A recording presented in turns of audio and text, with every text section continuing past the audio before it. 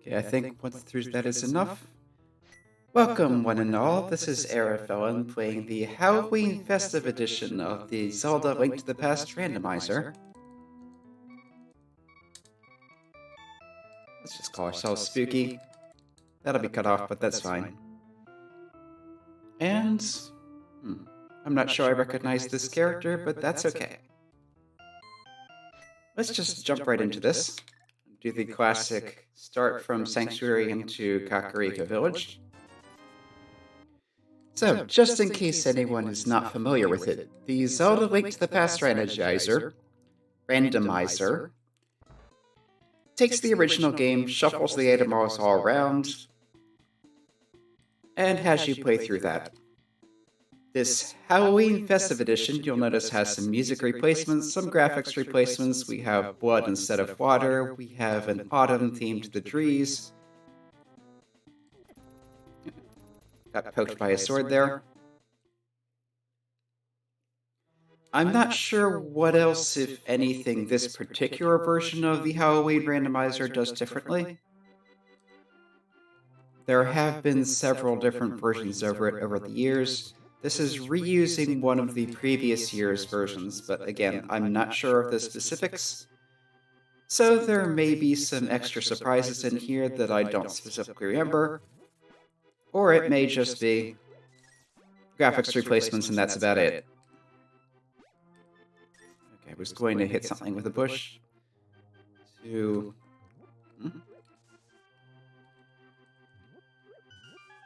I'm seeing an error on the YouTube screen here. Oh. It's saying there may be buffering.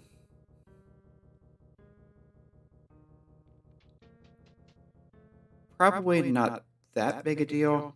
It's just kind of odd because this doesn't normally happen.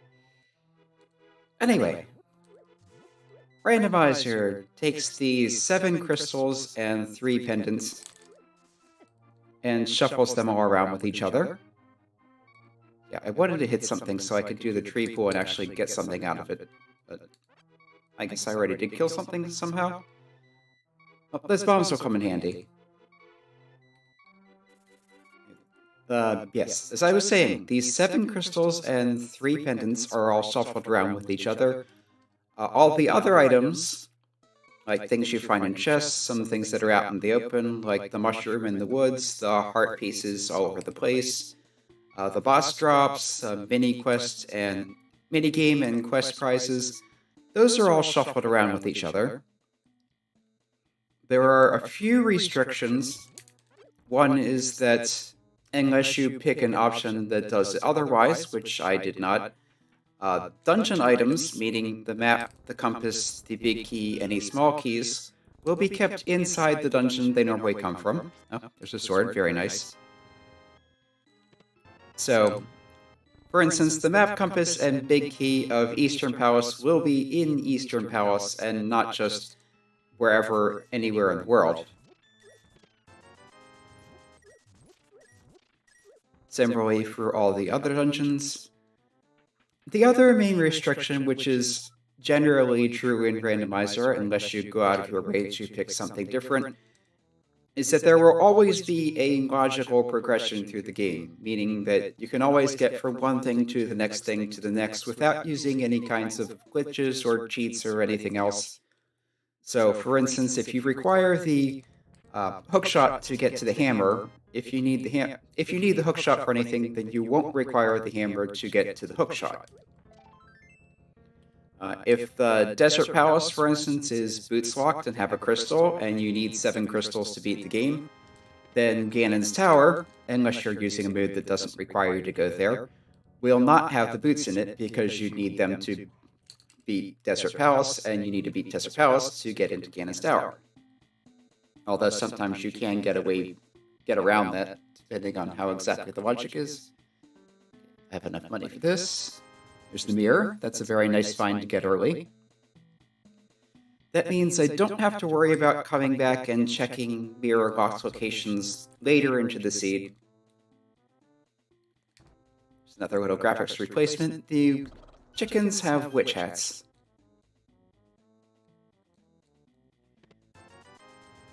You can faintly hear there is different music. I'm not exactly sure what this is from. I think all the music is from something else.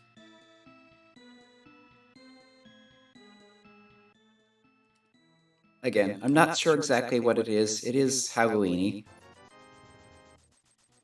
Okay, good amount of money to start with. I don't have a bottle, so there's no point in checking Sick Kid.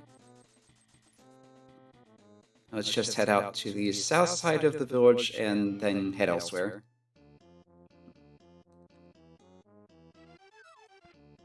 Different music here because we're not in the town area.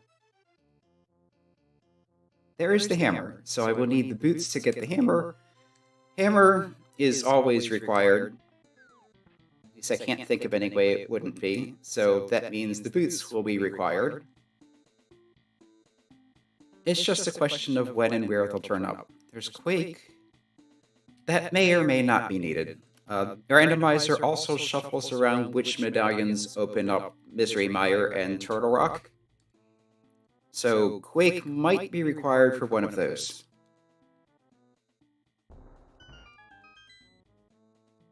And sometimes it's a useful utility thing to have anyway. So let's go pick that up.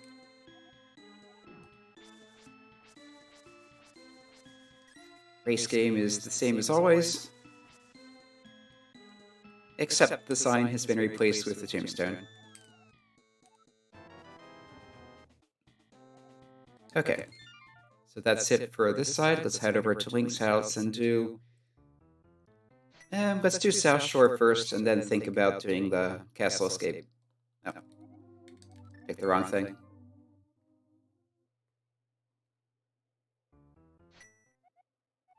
There. There's a hook shot. That's always nice to have. And it will especially come in handy clearing out Mini Mordorn Cave down here.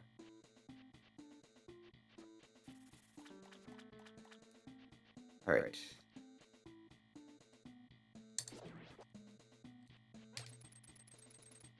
Oh yes, the drop packs for enemies are also shuffled around. Those Octrox would normally drop just various denominations of rupees, but today they can drop heart pieces. Ah, there, I pulled that off. Fun trick with hookshot. When you're pushing a block, it's temporarily insubstantial, so you can hookshot right through it. And as I demonstrated there, in this location you can hookshot onto the chest as you're pushing the block, so that you can open the block, push the block into the chest, open the chest, keep going, and not have to do 2 trips into there to get both the chest and the flooded item. Let's see, stun price is also shuffled to Day Its Hearts. So if I ever need some healing, I can just stun something, kill it to get free health.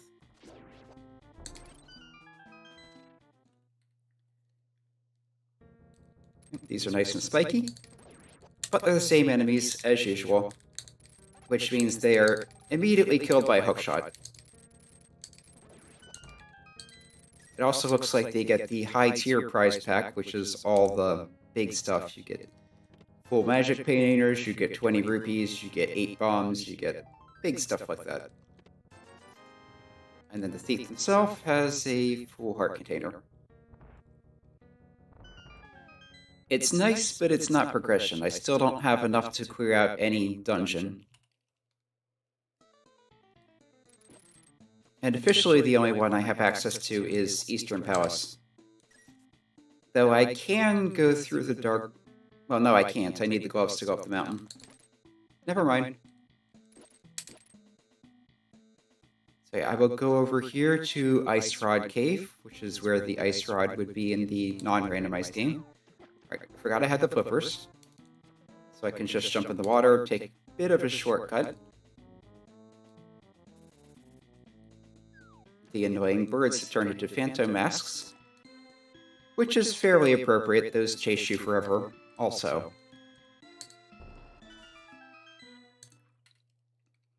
Okay, yeah, no gloves, so I can't do that. There's some more money. But yeah, with flippers and a lot of money, it can go up and do Sora. So let's do that. Although first do the Pylia Lake checks.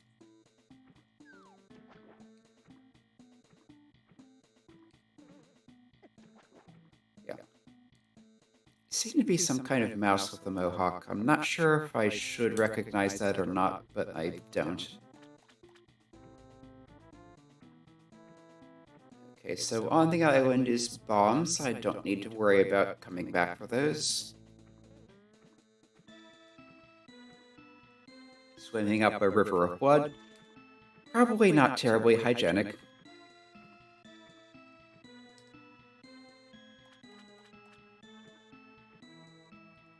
Check the guy under the bridge.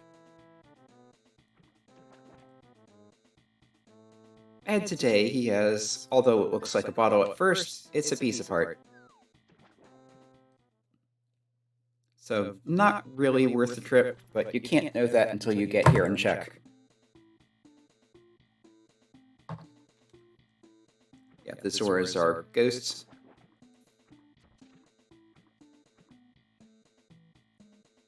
Probably specifically booze from the Mario franchise.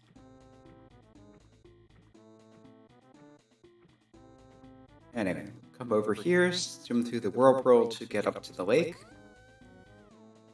Of course, in the original game, you need the power gloves to go past the big rock by the witch's hut, because you would get the flippers from King Zora. But randomizer randomizes that, so there's the lamp and the flute. That's going to come in handy. That means I don't have to worry about doing dark rooms in the dark. And the flute means a lot of mobility. Just come up here. Just some money on the ledge, so let's skip that. This goes a little faster if you can swim. Would be even faster if I also had the boots, but not yet.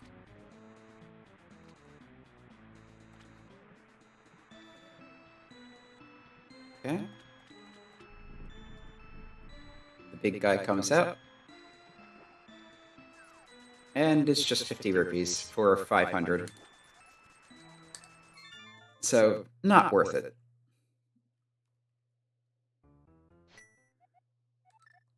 But it's not like I'm hurting for money.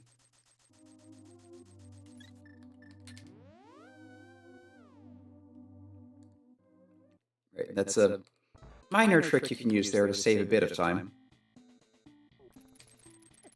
Just trying to turn and hit him, but failed.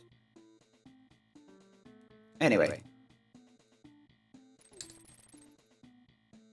Yeah, hookshot also lets you take a few little shortcuts like that. Also, the hookshot bounced off one of the guards' scanning beams there. They shoot out invisible beams that they use to track you, or to try and find you. So, if one of those beams hits you, that's when they go active, start chasing you. And they're just solid enough that things like arrows, hookshot, boomerang can bounce off of them if you're unlucky. Our usual duck has been replaced with a broomstick,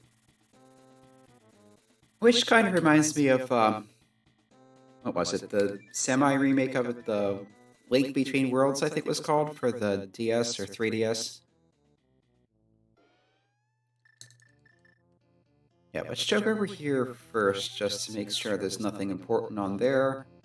Okay, money on Desert Ledge. And this guy.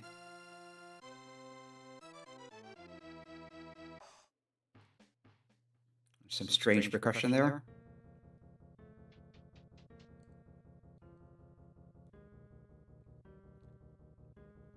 Anyway.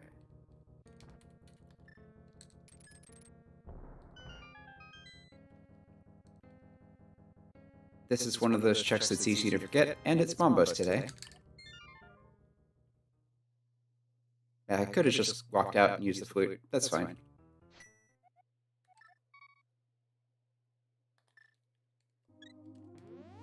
As talking to either of them will heal you, and using the mirror in here when you haven't come in from another place will take you straight to the entrance, because this is technically a dungeon area. It's part of the waterway escape from Hyrule Castle. It's getting in your way as usual. Although, perhaps more than usual. Yeah, bats are turned into just blank tiles. Probably supposed to be reminiscent of the tiles that go up and throw themselves at you in some of the dungeon areas. You just come in here, grab this guy. Most racers will come in here and get him even if they don't have the lamp. It's a pretty easy hallway to navigate. Just need to remember to go around that one pitfall, and that's pretty much all there is to it. Okay, he just gives me some money. But this also adds another restart point. So if I want to, I can restart from the mountain cave now, in addition to Link's house and Sanctuary. Although it's less useful with the flute because you can just flute here anyway. Though on the other hand, you can come there to quickly heal and then flute away from it, so in a sense it's more useful with the flute. Anyway, on top of Spectacle Rock is a piece of heart, which I'll get because it's there, but it's not terribly important. Inside is another heart, which is not worth going out of the way to get.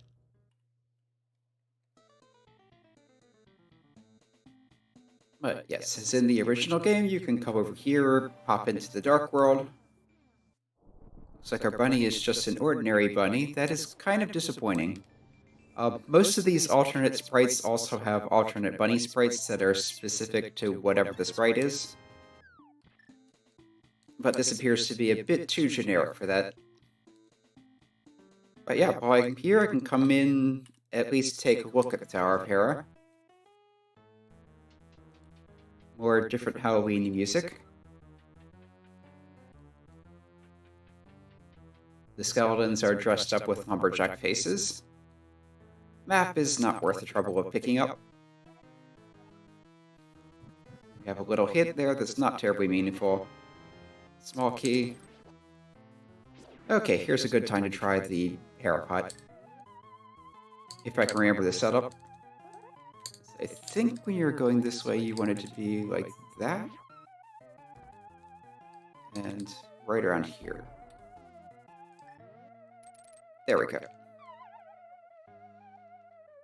Because the big key was not in those other two locations, and it has to be in the dungeon, and the dungeon has to be logically completable, that means the big key must be in the back basement chest, which is a pain to get to. So if you can just skip it, that's faster. I probably should have stepped on the tile. If I had the boots, it would be easy enough to just... Never mind. Let's do that Herabot again. As I was saying, if I had the boots, it would be easy to hookshot over to the chest and use the boots to bonk off of it to get back. Okay. Oh. No, that's the wrong setup. I want my past shadow to be poking out just past that. There. Right about here. And always remember to press left after you hookshot into the pot, otherwise you can soft lock. Yeah, as I was saying, it's easier to just step on that and get down to the chest the way you're supposed to. But wait, I don't have the big key, so there's no point to it. Never mind. I did not think that through. Part of it is I only just recently learned how to do Herapot, so I'm not used to the effects of it, implications, whatever. If it turns out I need what's in there, I can always come back and get the big key later. Alright, and yeah, I'm stuck doing this with the fighter sword.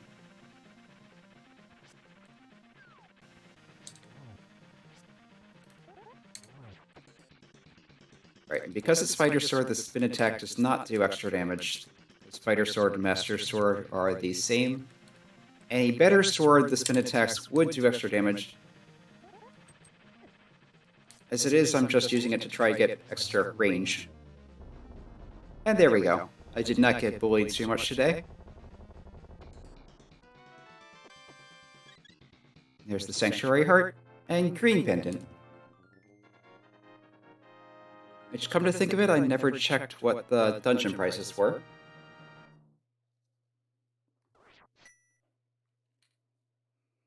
So unless you're using a mode where maps are shuffled, the map will tell you what is in each of the dungeons. So, Desert Palace has Blue Pendant, Eastern Palace has Crystal number 1. I do not have the hammer to go across the bridge, but I do have the hookshot to go across the broken bridge down here. So that's what we're doing.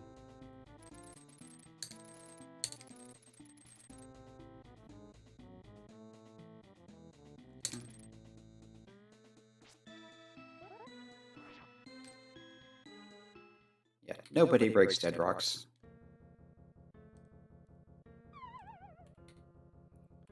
So here we are in what's been termed Paradox Cave because the lower entrance on the outside gets you to the higher level of the cave. There's Master Sword. I will absolutely take that.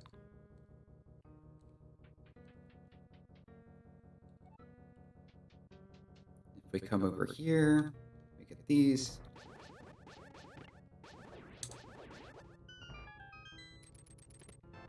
So bombs, Boom Pearl. So that's one piece of Dark World access. And with Master Sword and Lamp, that puts Aghanim in logic, so I may be expected to go through Hyrule Castle Tower and beat him to get to the Dark World. So yeah, I don't have hammer, I don't have gloves. So if those don't turn up fairly soon, there's a good chance the logic does expect me to go through Aghanim. Is that good enough? Not quite. Yeah, I'm lousy with bomb jumps. Let's just go out the main. Come in through the other entrance to it the way the game expects you to. Rather than trying to fiddle with that. Yeah, I'm usually pretty good with that particular one, but yeah.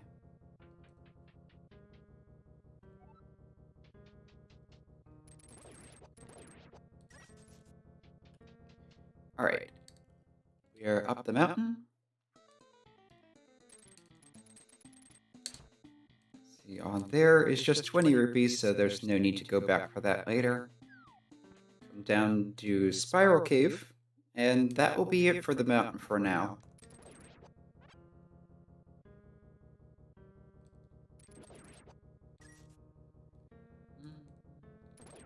Yeah, I think I'll go to the escape. And if I don't get hammer or gloves, I'll assume Aghanim required and go beat Aghanim.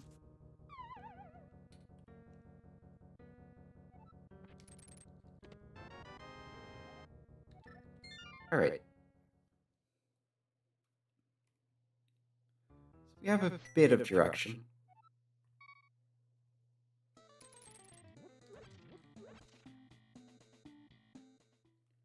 Again, plenty of money, so cash will not be an issue in this seed. I could even go buy some capacity upgrades if I wanted to. Yeah, normally to start out the game, you would head to the right there and jump down into the hole to get to your uncle, but since the game is we're in open mode, we start as though Zelda had already been rescued, the castle gate is already open, you can just walk in the entrance and come over to him. And to get the Temper Sword from him. And it looked like he was holding the Master Sword, which is interesting. It may be based on what weapon you have. It's the 10 bomb pack. No reason to pick those up, I already have full magic.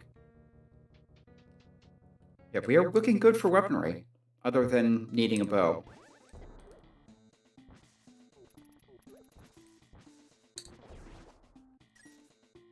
Because, as people familiar with the game will recall, there are certain enemies you can only kill with arrows. And some of them block your way into certain places.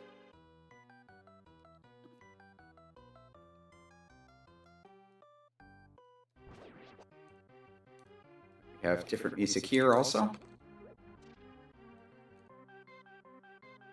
Nice and spooky. This is Halloween.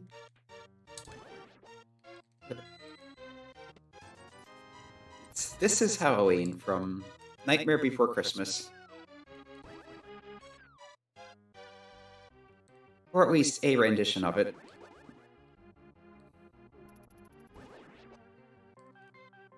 Might as well pick that up. Yeah, I don't have the bow yet, but I can carry more arrows, so it couldn't hurt to pick them up. Especially when they're right there.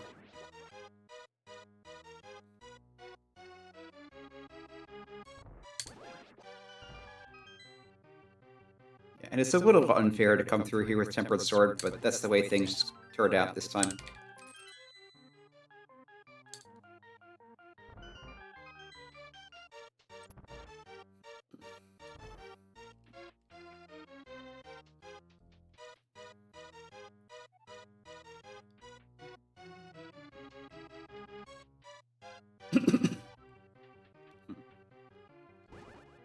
Okay.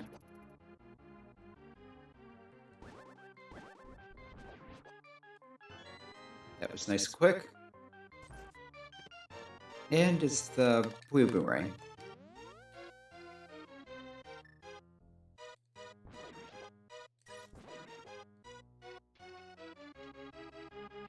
So yeah, I'll head into the back. I might not be able to get all the way through, because there is that locked door along the way, and there might not be a key in... it's called Dark Cross. The rats have little hats. I couldn't quite tell what they were.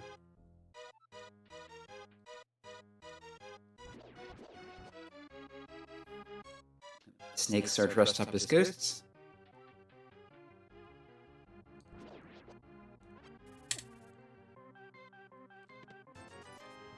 Yeah, and I can't continue because there's the locked door up there.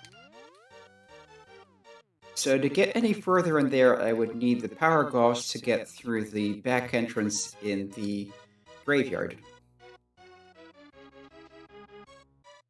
So unless by some miracle hammer and gloves are over in Eastern Palace, I'm going to need to do this, so let's just get it out of the way.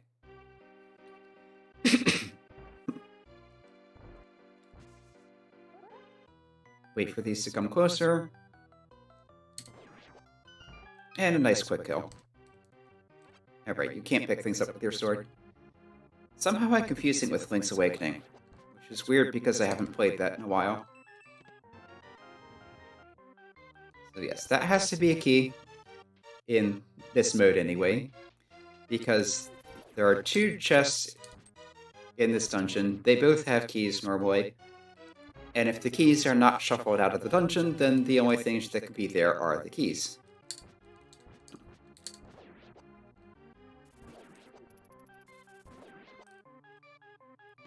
There's the key.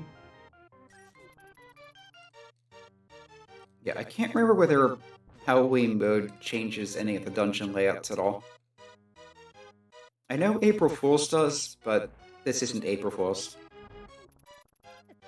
Yeah, this is the one you can just go past them. It's the next floor where you have to kill a guard to get a key. I think this room you need... no? One of these rooms you need to kill all the guards to open the door. Here they're just in the way.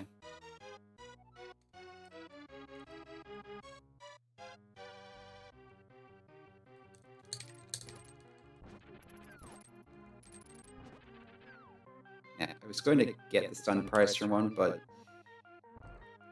yeah, here. The archer down there has the key. You grab that, you head up the stairs. Quick and easy.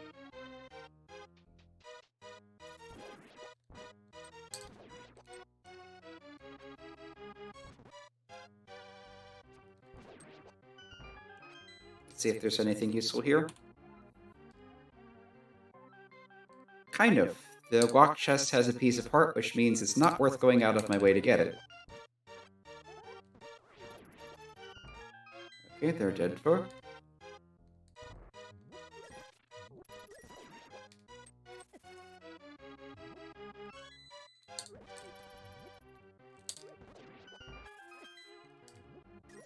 Alright. And this room, it's best to just run past everything. They don't drop anything useful, they're not actually blocking anything, so just ignore them. Same thing here. Sight beam blocked my hookshot again. I'll get a heart here, even though it won't be necessary. Aghanim is ridiculously easy if you know what you're doing. Even if he does look a bit different. I'm not sure if that's supposed to be anything in particular or just a generic creepy wizard. But yeah. Also, in case you're not familiar with Randomizer, they do remove most of the dialogue because you've seen it a million times already. There's no point in making you sit through it again. Excuse me. That's 3 hits. 4 hits.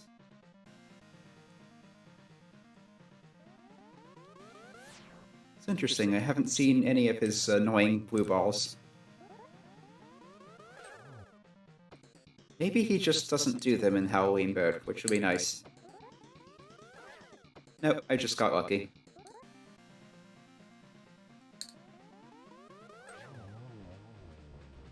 Okay, 1 blue ball. And of course I already have the moon pearls, so we can just set about exploring the dark world. Double check the goal. 7 crystals, beat the minion at the tower. So yes, this is the regular goal for the default randomizer mode. No weird shenanigans going on.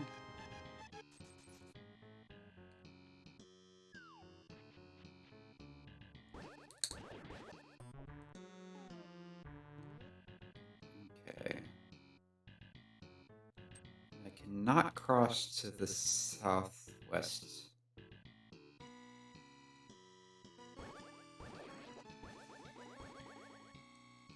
Alright. I can't cross up there at all, because I don't have the hammer or the gloves. So I can't do Fatfish yet.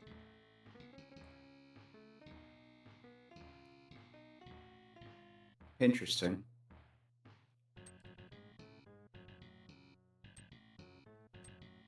Okay. Now you can hook shot across the river, but I think that was to the north of the blockage.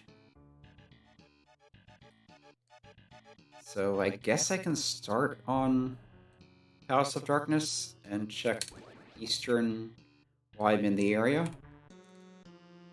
I can't finish it without the bow, but the bow could be here. Or at eastern. Let's see, is this the right spot? That'll do.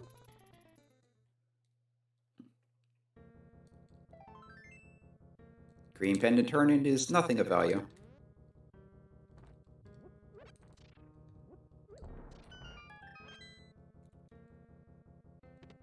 Half magic? Yeah, red cane. So half magic is always useful, rarely if ever necessary. Red cane is pretty much required in every mode I can think of. Yeah, that's bad positioning. Want to come at it from the bottom. That's better.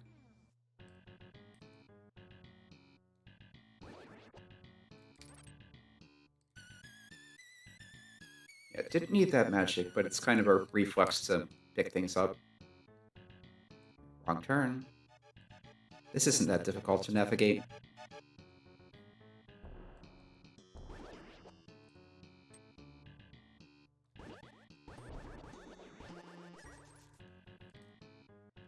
And again, randomizer tends to skip unimportant text, so instead of the pointless prompt asking, will you give him money, you just give him the money. He does his thing, and the palace opens.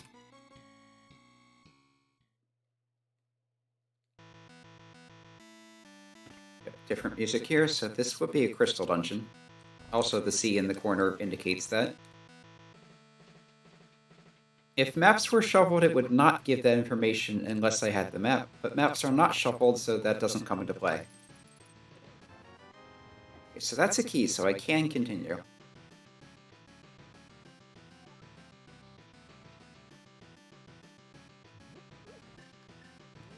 Let's just warp out. Yeah, the east side is BizHawk. There are ways around that, but I'd rather not bother with them. And in particular, I can't do the Mimic Club anyway. And I don't have a bottle to do the bottle unlock. Okay, let's keep going this way. Alright, I don't have a key, so I can't continue this way.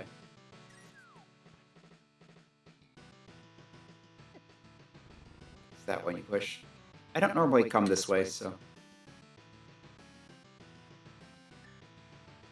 Right, there's no point in bombing through that because I don't have a key to open the locked door.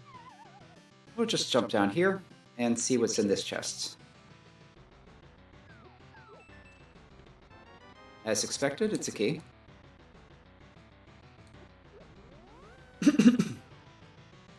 So I can go a little further towards the back.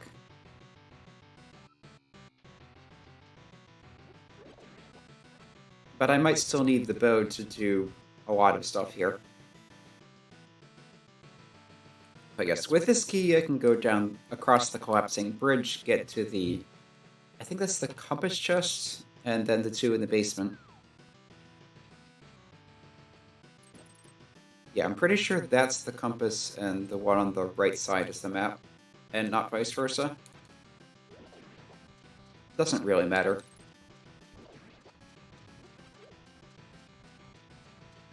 There is a bomb jump you can use from the bridge to get to the big chest without going through the locked room. But it's a pixel perfect setup both for yourself and the bomb, and I don't know what it is, so I'm not even going to try. There's another key. There's the boots. Excellent. And of course I run right into that. But the boots are very nice, especially since I know where the hammer is.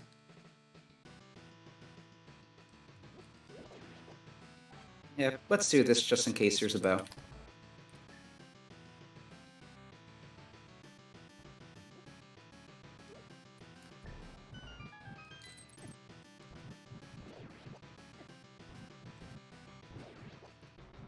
It's been known to happen.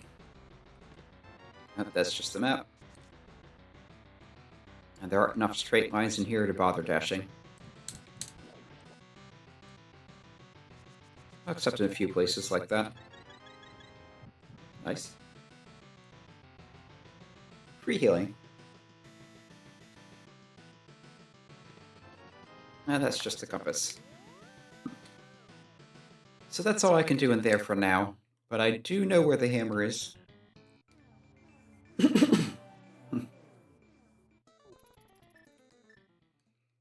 And I will go get it after checking Eastern.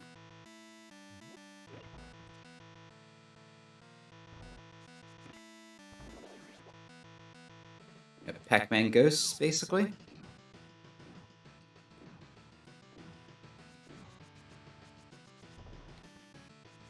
course, I run into the stairs.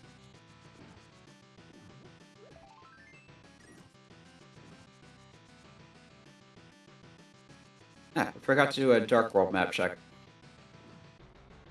I'll do that later.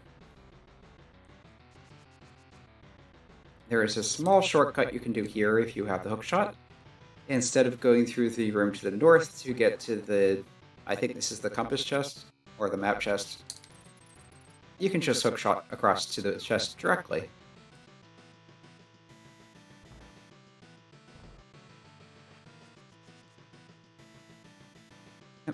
There's a lot of little shortcuts you can take with the hookshot, most of which I'm not even taking advantage of, like latching onto trees and bushes in the overworld. Okay.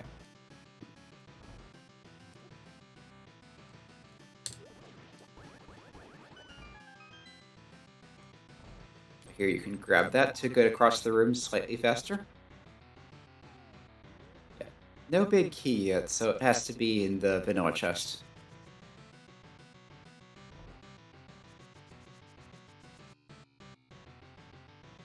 The Igors are slightly watermelon colored. Those stripy stripes.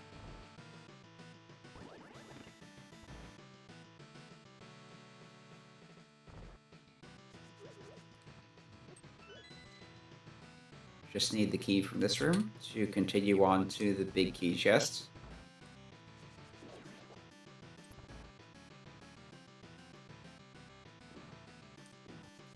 Where we'll do a bit of damage boosting to not bother with having to kill everything. That's not quite how I want it to go. There. Took more damage than necessary, but it's still faster than killing everything.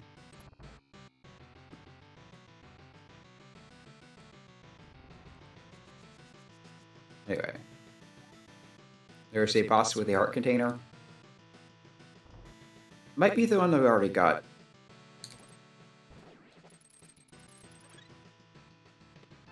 Compass. Okay, so I can't continue on without the bow. At least not far enough to get to anything useful.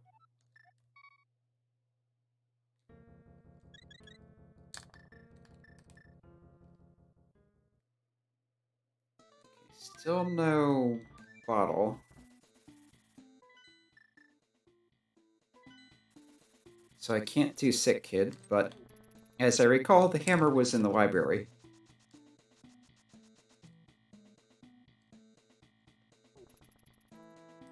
Right, and because of beating Aghanim, there are now soldiers everywhere. Which is one reason people prefer not to do that if possible.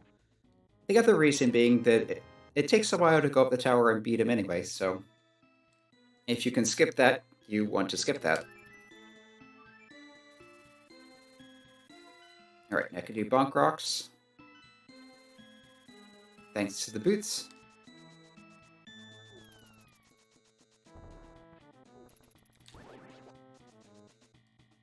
So those are just up here near Sanctuary.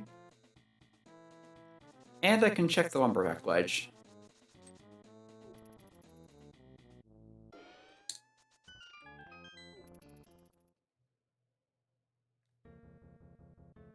Right, and with the hammer, I could...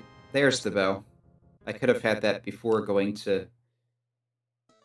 Oh no, weren't the boots in darkness? Yeah, the boots were in pod. So I could not have had that before going to Palace of Darkness.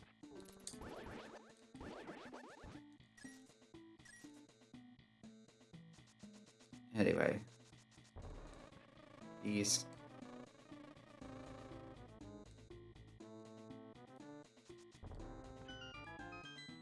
Normally you can check what's there by going to the cave in the back beforehand, but since I already have beaten the Aghanim, I already have the boots and I've already beaten Aghanim, so I can just come here and grab it. Turned out to be unimportant. But it's really no faster to come back here and check it than by just going and taking it. Okay, so... Yeah, let's finish pod and Eastern. Oh, right, I can't do that.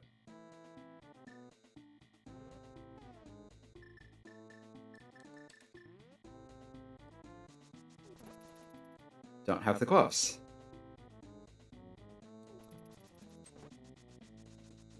So I still need to use the castle portal.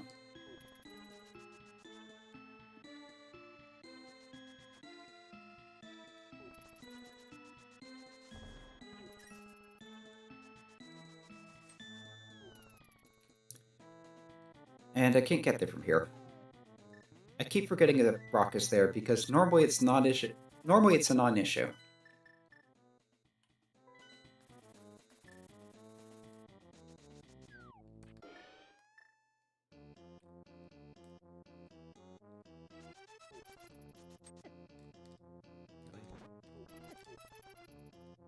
No, let's just walk.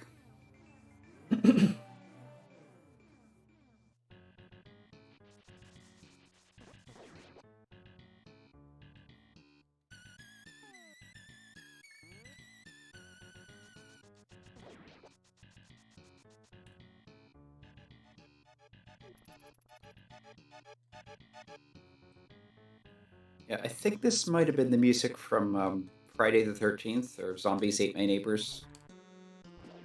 Yeah, I think it was Zombies Ate My Neighbors. I've never actually played that.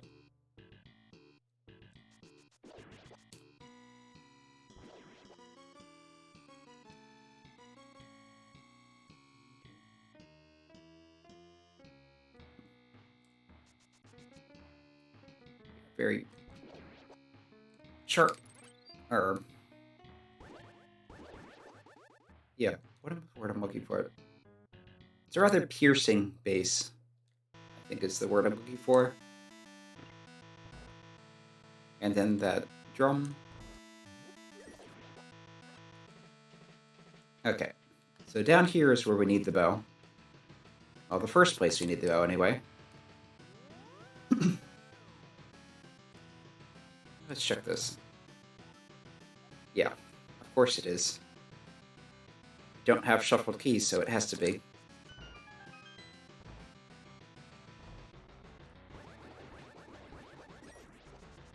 Alright, so we can bash into this. These guys have bandit masks. That was interesting.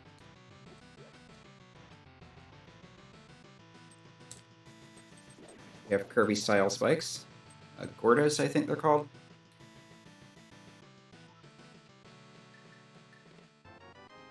There's one of the other keys. This might be yet another one. Actually, I think it had to be at this point.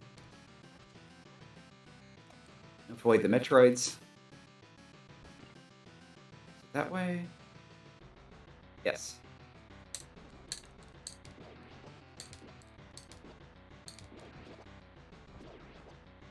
Yeah, I was meaning to stun them, but I forgot I was on hookshot. Or, not hookshot. Yeah, I forgot I wasn't on hookshot. So a little shortcut there. Actually, no, let's come out into the big key chest.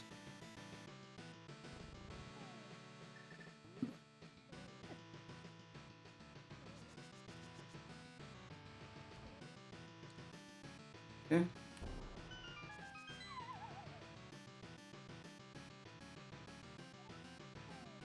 Right, I have all the dungeon items, so all the remaining chests have to have something that is not a dungeon item.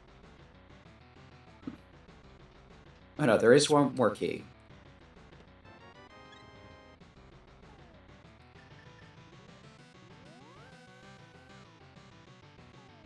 Because if I use this key to unlock Harmless Highway, then I wouldn't have one for the basement, which means Harmless Highway has to have another key.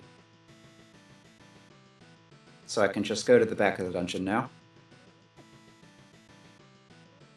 And maybe not get stupidly hit by fireballs.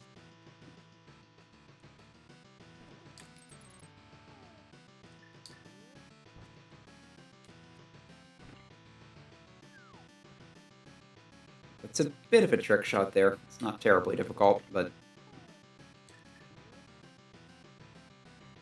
Anyway. With the cane, you don't have to worry about pushing the statues around.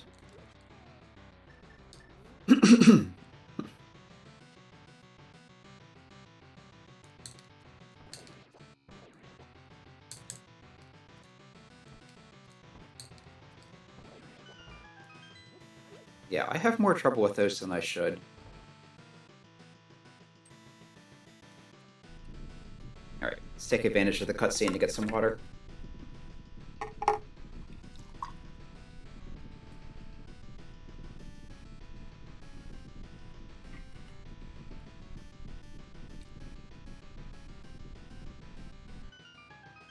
Yeah, that just seems to go on forever.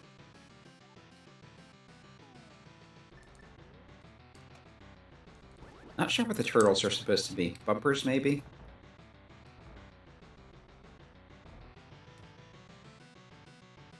Right, those you can just ignore, but in this room you have to kill them.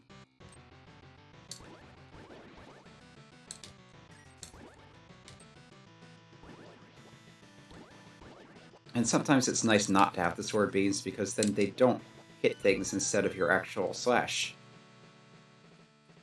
But I think at this point I'd rather have the health. And on to the boss.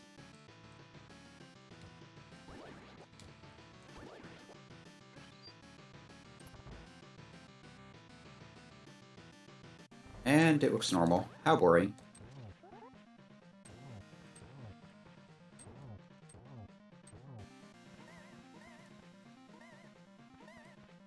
Yeah, having your sword out means you keep facing the same direction.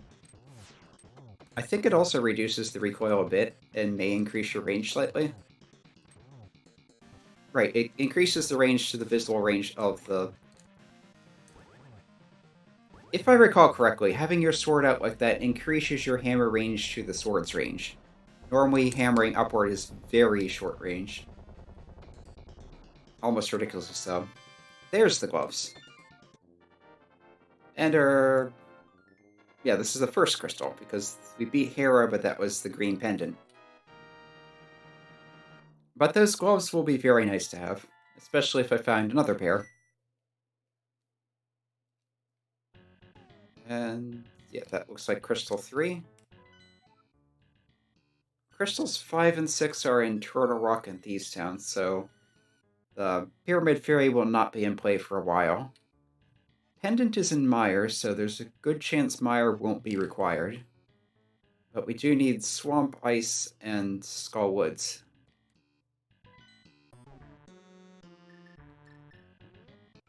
And of course Eastern.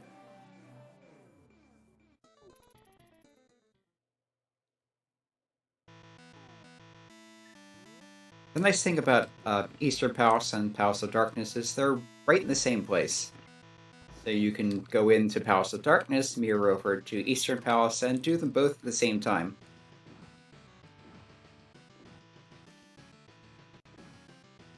Similarly for Desert and Mire, if you're doing both. I think at this seed neither one is likely to be required, because Desert was also a pendant, wasn't it? Right, I think that was the blue pendant. Right, these are tangible before you can see them. So if you know what you're doing, you can take them out a bit early.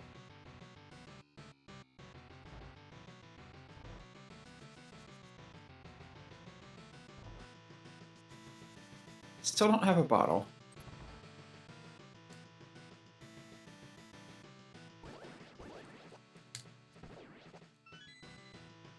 Right, and because Turtle Rock is a crystal, and we need 7 crystals, I'm going to need to find the Ice Rod, as well as the Fire Rod.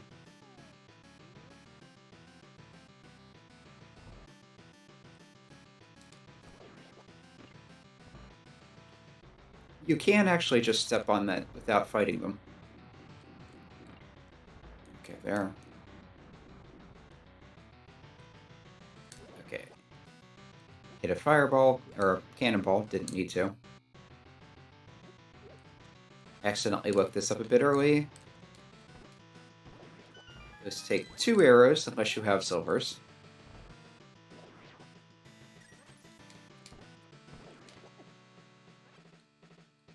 Alright. And you can take those both out of the same cycle if you remember to shoot one, then the other one. But Armorous Knights don't look any different either.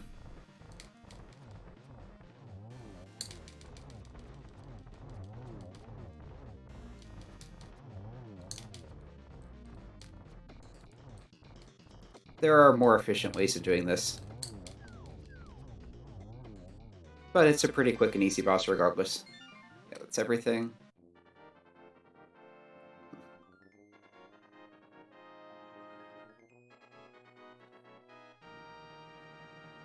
And that's our second crystal. 5 more to go.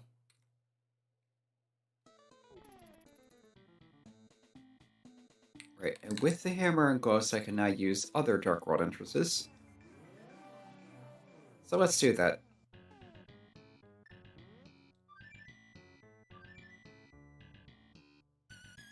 Oh, right. I was in the White World already. There. Everything looks kind of dark with the Halloween theme.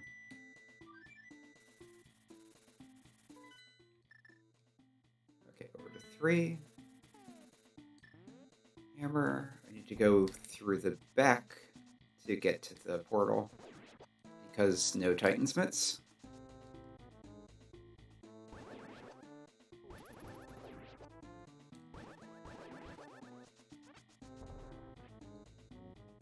Right, this portal is more convenient if you have the mitts because then you can just go in the entrance from town instead of circling around the back through the woods. But with just the hammer, you have to do it this way.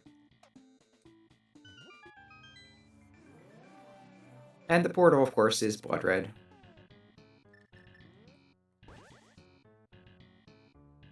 Let's start with Skullwoods.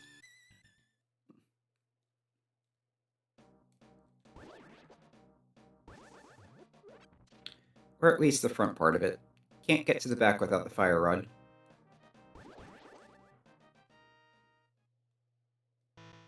No, I went to go the other entrance first.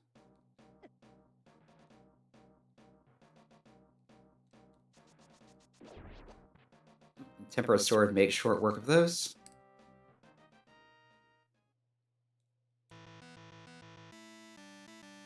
Alright, we come over here and grab a key.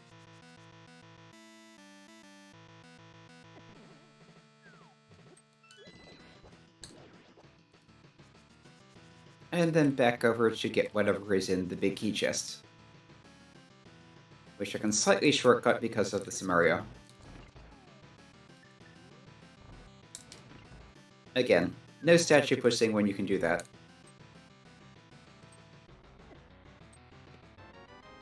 Just arrows.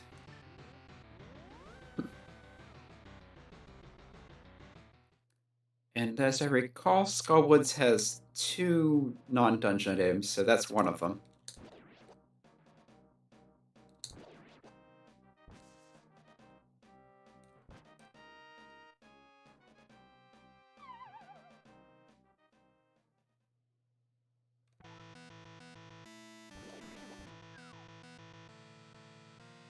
Anyway.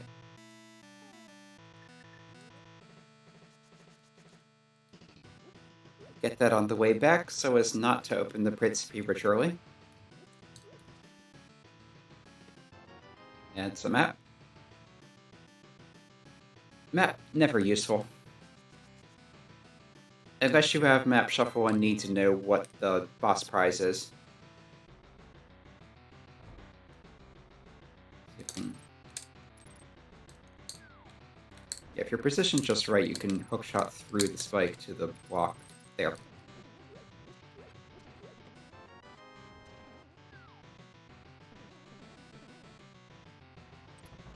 Go through here. Big key.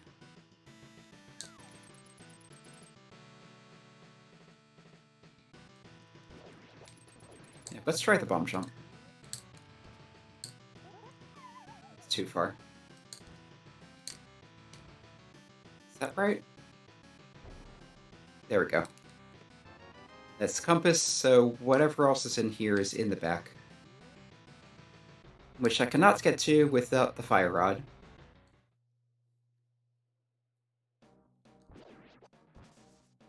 Still, it's nice to have the rest of it cleared out. Let's take a little trip along the north side. And check Bumper Ledge. I do have the cape, don't I? Yes.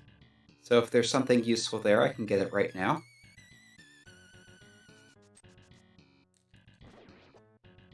And it's a piece of art, so not really.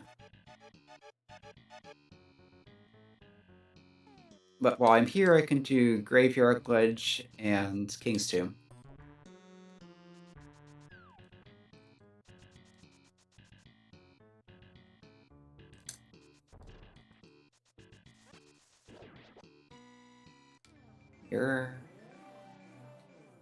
Like I said, it's nice to have the mirror early, so I don't have to worry about coming back for these later.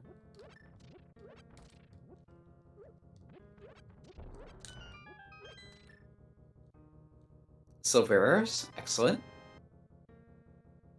That will help with some of the bosses, and also make Ganon faster and easier.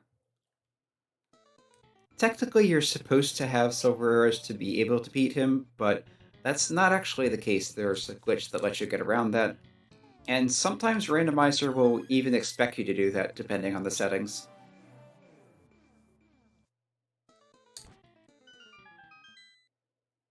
You don't actually need to slam into this grate to move it, you just need to be using the boots while touching it, so you can kind of sideways into it.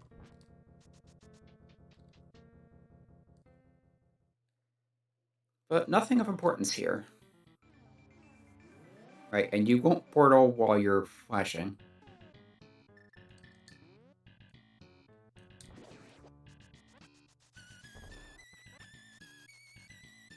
Anyway, on to Thieves Town.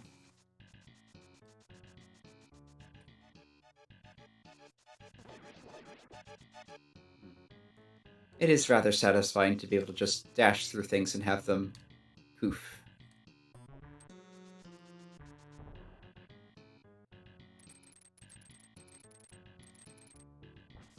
So, C-shape house. Yeah, thieves are dressed up with sheets and pumpkins on their heads. There's some more health. That's 10 hearts now. Can't do hammer pigs without the Titan's mitts.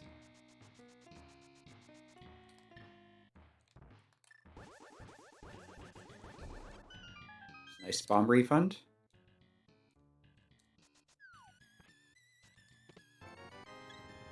And more health. 11 hearts is pretty good. It'd be better if I had some armor also, but that's not bad. Treasure game.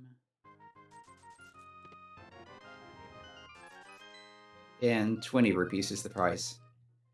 Yeah, Randomizer changes the treasure game so that your first time playing, you will always get whatever it is. Instead of being a random chance.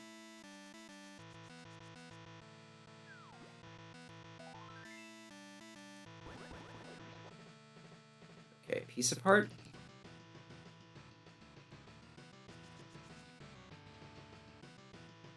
Right, and with the hammer and nothing shuffled out of the dungeon, I can definitely full clear this.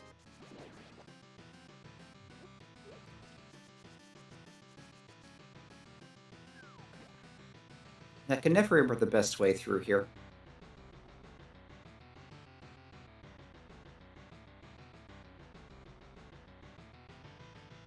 Yeah, there's a chest up here. Oh, I got hit by a thing.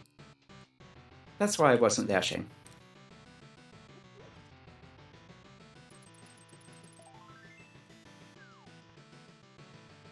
There's a chest over here, which will need to be the big key, because I hadn't found it already, and you need the big key to get any further.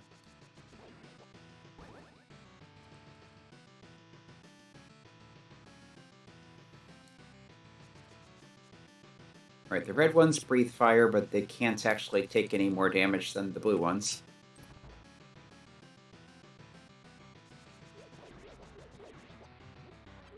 Wrong chest. I wanted to leave the heart there in case I need it later. But I picked up the wrong pot. And on to the Hellway.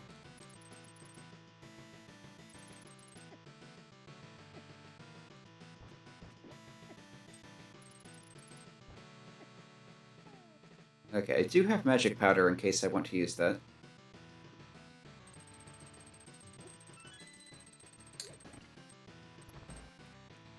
Anyway, just come up here, bomb the floor, grab the chests, head to the basement.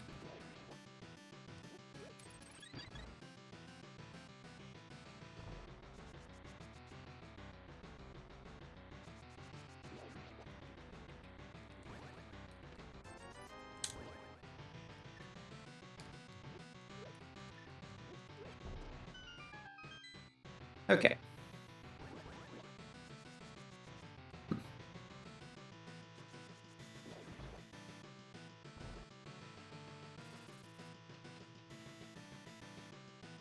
Right, and I'm pretty sure the key cannot be on the boss because of key logic. Because you could take the keys available here and open everything except the attic, which would make you unable to get to the boss. Which, if the key was on the boss, would mean then you could never get there, so it won't do that.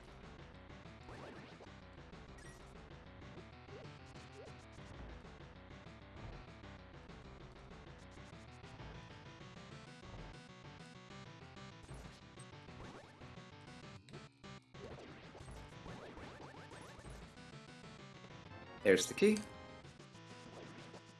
Oh, in a way that's on the boss, but not really.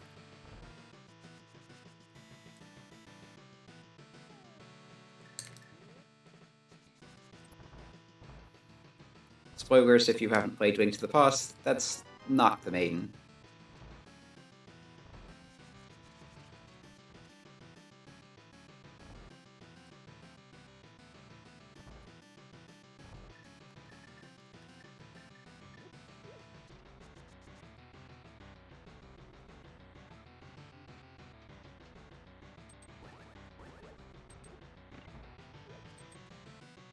Okay, but I'm going into this with full health anyway.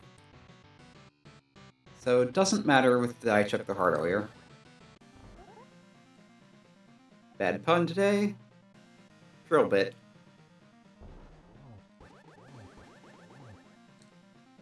Phase 1 done with. Dodge the fireballs. A little bit off script there, but not a problem. A little more off script. Still shouldn't be a problem. Yep.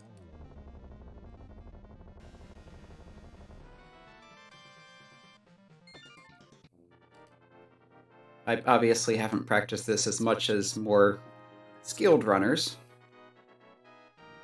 but blind is not terribly difficult when you have 12 hearts. And a sword with good reach. Now, if you're doing that on 3 hearts with a hammer, that would be a different matter. Hammer does not do any extra damage to him, and it has horrible range, and 3 hearts is just asking for pain.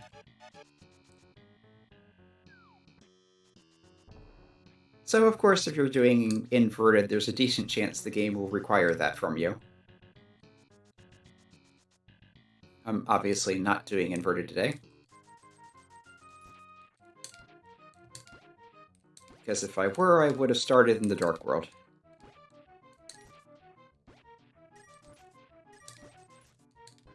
Here, just keep digging until it pops out.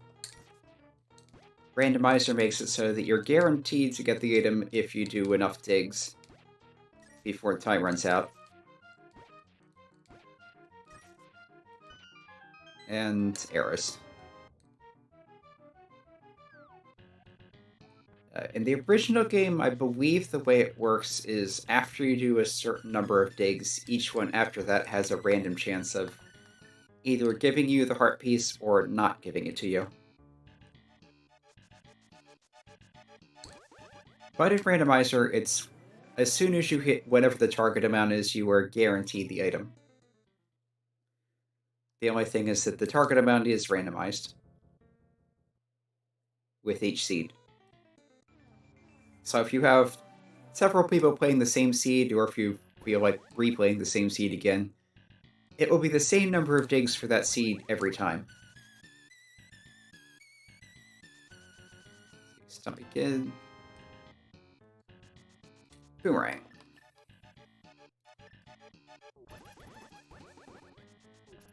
Alright, on to...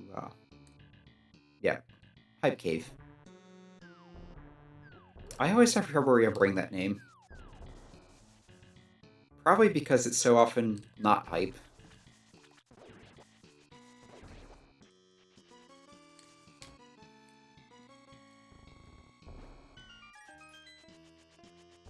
Yeah, it seems that in earlier versions of the randomizer, the way they did the item placement, you're pretty much guaranteed to get several important things here. This time we got the fire rod, so that is important. And a bottle. So that's pretty hype. And yeah, that's everything I need for Swamp, so let's go ahead and do Swamp.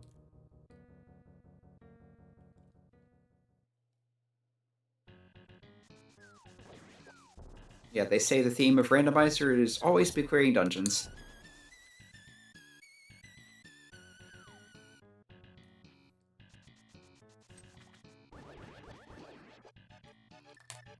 Alright, so pop over to the light world, drain the swamp.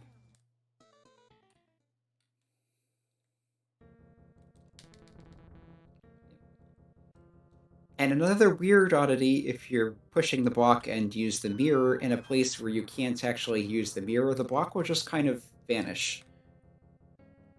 Apparently the game starts to do the thing that has to do with resetting things when you mirror, but then because the mirror doesn't mirror, it doesn't finish that, and the block just ends up in some weird limbo where you can't see it, or interact with it, or otherwise get to it.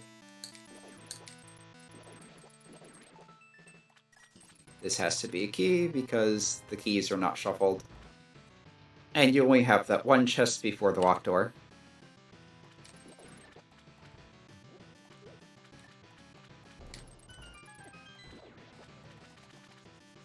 Okay. Chest here is the compass. So is that the vanilla compass chest, or is that the map chest? Doesn't matter. Just slightly curious. Wait. Hammer.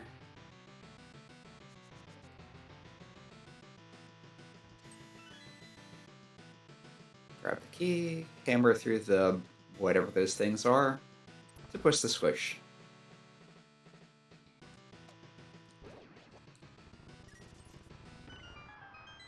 Which will flood that. Let us swim over to the central area and keep going.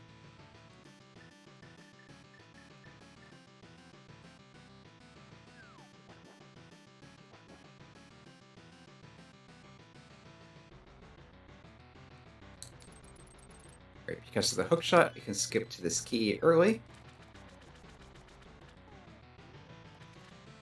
Only one dungeon item, so I'm not going to risk skipping left side.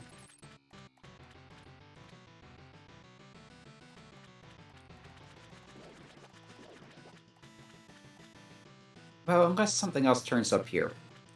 Then maybe. Nope, that's just a piece of heart.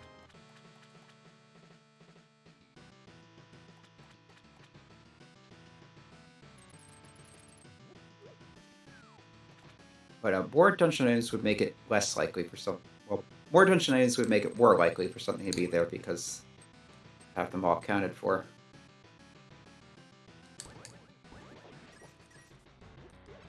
Yeah, I have not learned the setup for a diver down yet, so I'm not going to attempt that.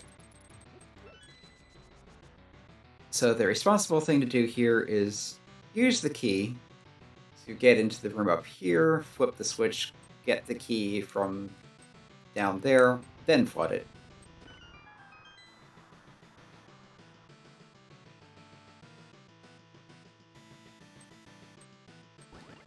And set the switch back so it can hookshot across to the what would be the big key chest.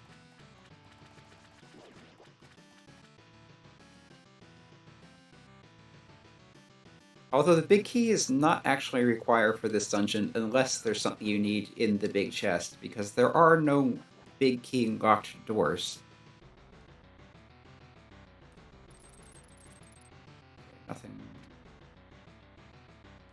There's an alternate version of this dungeon in some version of the Festive randomizer where you can just walk straight up there without having to come upstairs to get to the chests.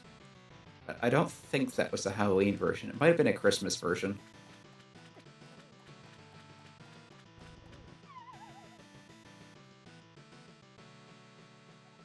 Okay, this is full heart container. You need the things down to get past the And bombs. So both items, neither one useful though.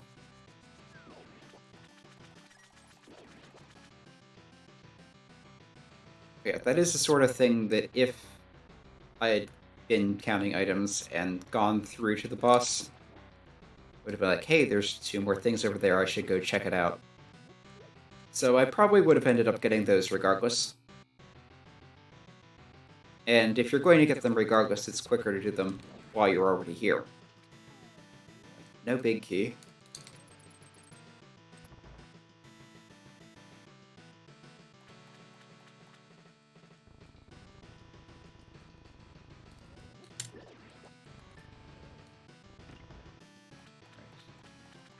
No dagger down, so I'll do this the intended way.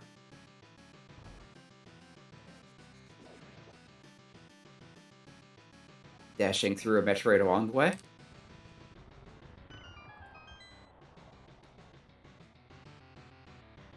Drain this, head to the south room for 2 more chests and some health.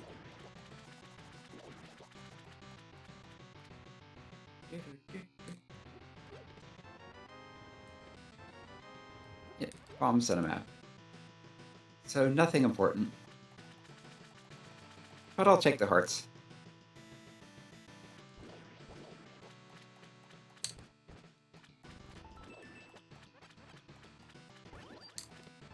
There's the big key. So yeah, there has to be something in that chest. But I'll finish going to the boss and then come back for it.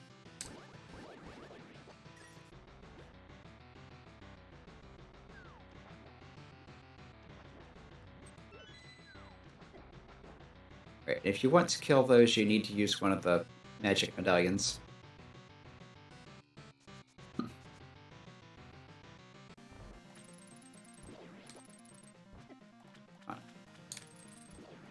Things will slow down here.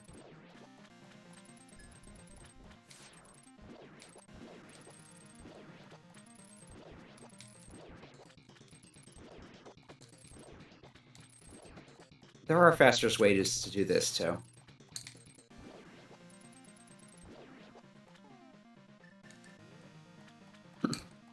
Alright, let's see if I can nail the quick kill.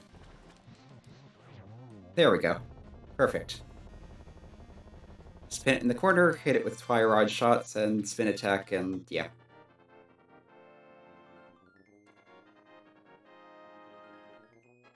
I've also found that if you have the ice rod and you do it just right, you can pin it against the wall, keep spamming ice rod shots until it goes down. But that way it's easier and more consistent. Okay, so we need 3 more crystals. We need Skull Woods, which you can do now. You need Ice Palace, which you can do. And of course, Turtle Rock needs the Ice Rod.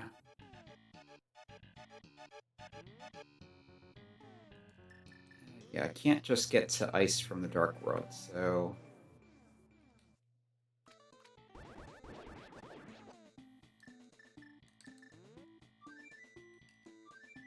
let's check Sick Kid first, then go to ice. Yeah, because I have everything I need for that.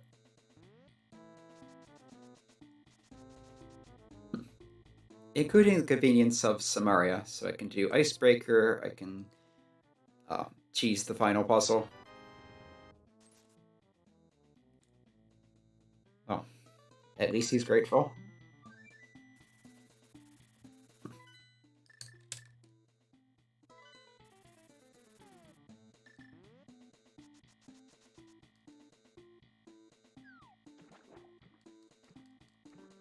Alright, so swim out to the island.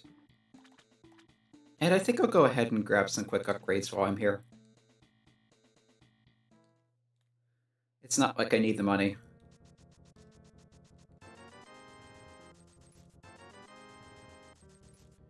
And that's much faster than it is in the original game where you have to keep tossing rupees and tossing rupees and tossing...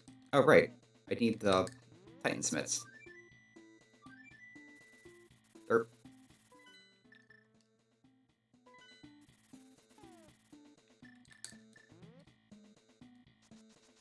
Okay.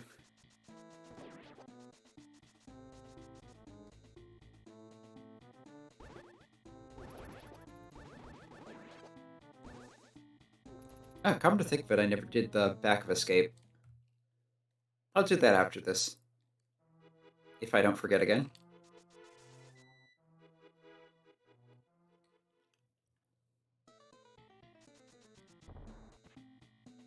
Yep, and that tree has a full magic in case you need it.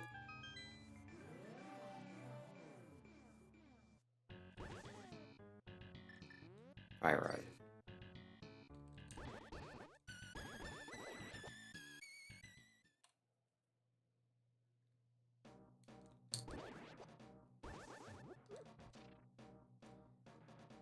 We have full gold swords, so offense not an issue.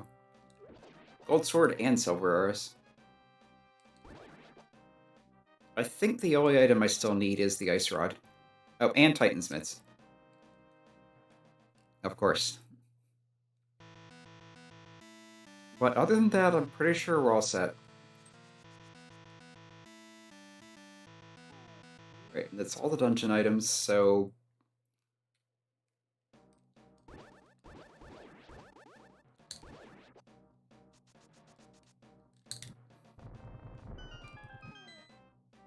Did I get both the items? I got one thing. I don't remember if I got the other. Yeah, let's just grab this. Just in case it's meaningful. Could be just a key.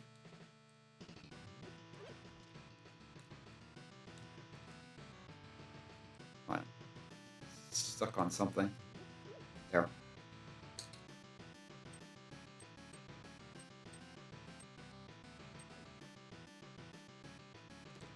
And it's a key. I thought so, but... didn't want to leave it behind just in case.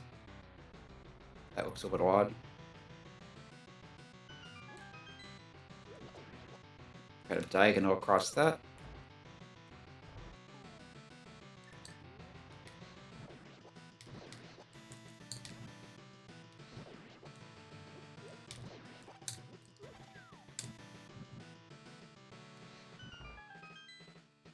Just fire rod through there. This is already slashed open, which is interesting.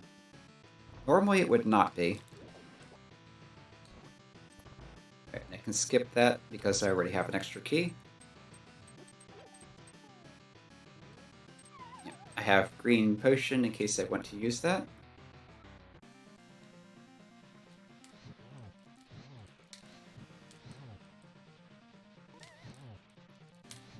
And of course the arena itself is the worst part of this boss.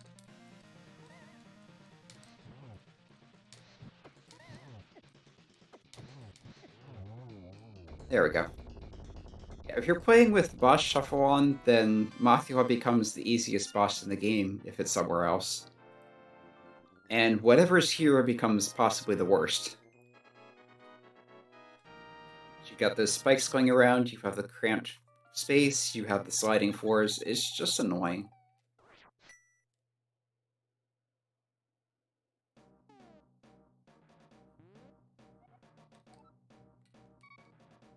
No, if I save and quit here, I'll end up at the pyramid.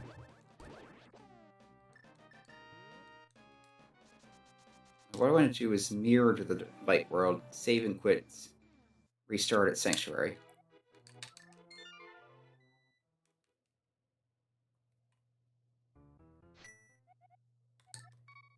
Because that's just the easiest way to get here.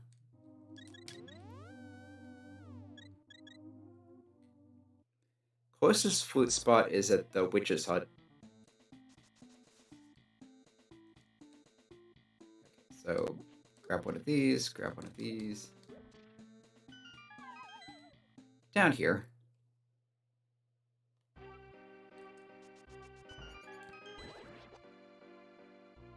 Yeah, still not sure what kind of hats those are supposed to be wearing. Money, key, map. Nothing important.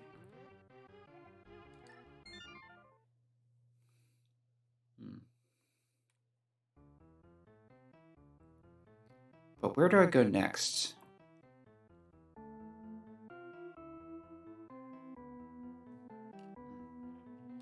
So I've got to take a quick bathroom break.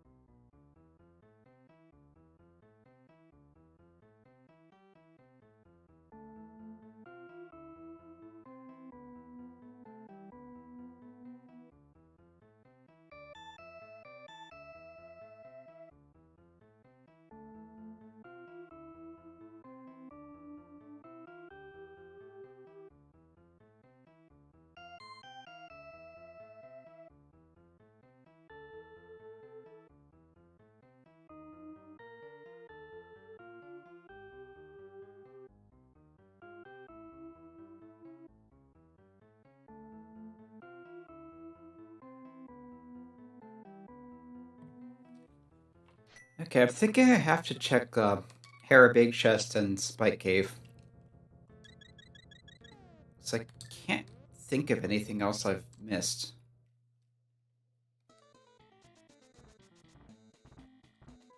I've done Eastern, I've done the rest of Hera, I can't get in Desert. And I think I've been in every Dark World dungeon I can.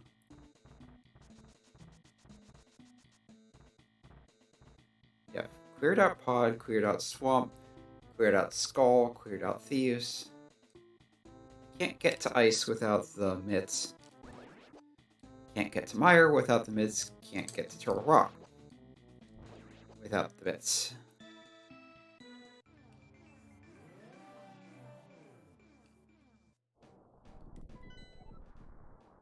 Yeah. Because all those you need to get through by going under heavy rocks through portals.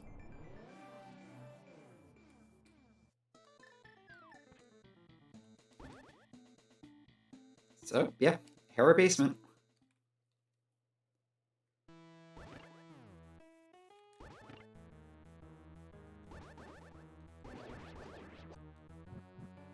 Yeah, and I can't get to Desert Palace unless I have either the book or the Titan's Mitts, Flute, and Mirror. Which I have 2 out of 3. But 2 out of 3 is not enough. Take advantage of the invincibility frames while standing on these to just kind of sit here.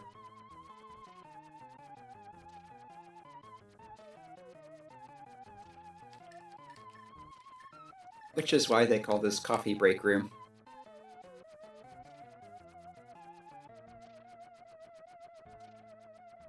It's not the most exciting thing, but it is easy and safe.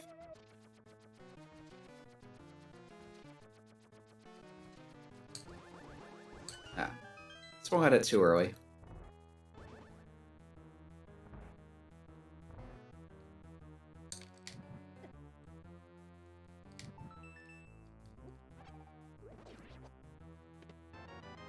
It's a big key, of course, so I just need to get to the big key chest.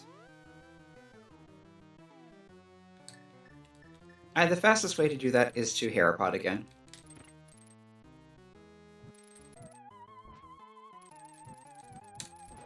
Let's get these out of the way.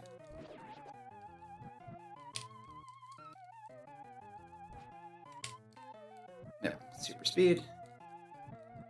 I'll try to do this my preferred method. That's not quite right. There. It's a little trickier to get right, but you can retry so fast that it's just preferable, as far as I'm concerned. Plus, you don't take damage in the process. You don't have to wait for the bombs to explode. You don't have to worry about pixel perfect positioning. Let's... Huh. Wait, and I don't have the map either? Oh, right, it's in the front basement. But... Okay. There's still Spike Cave to check.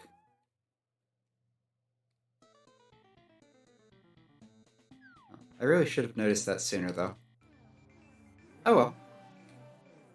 At least I got to do my preferred Parapot setup.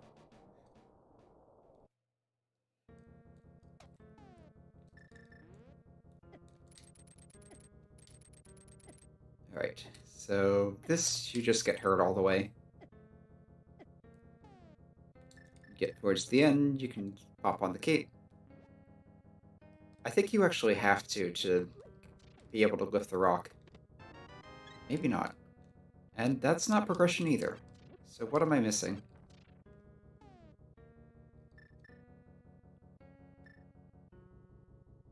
Yeah, I can't do the Smith chain.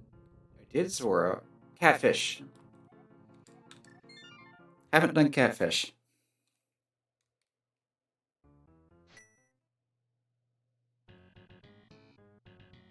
Right, and I forgot because I saved and put in the Dark World after beating Aghanim and having the mirror. That means I start on the pyramid.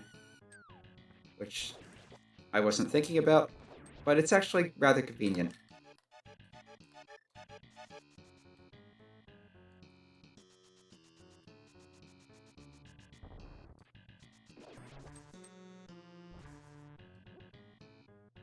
The spears just miss.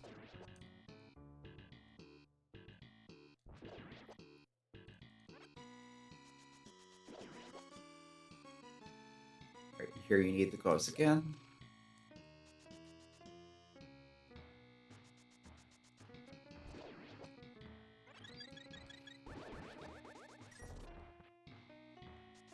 Yeah, catfish is one of those annoying checks. It's out of the way.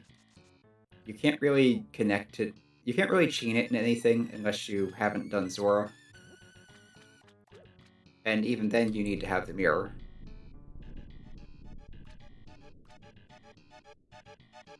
But yeah, this should be... No? Okay, that's not progression either. What am I still missing? I did dig in. Can't do tablets. I don't think I could do anything else on the mountain without gloves or mitts.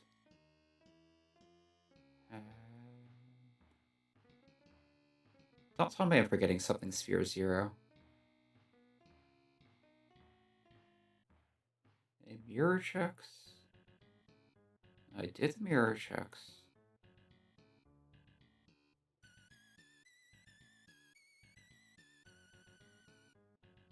I skipped a chest and pod, but that should be just a key.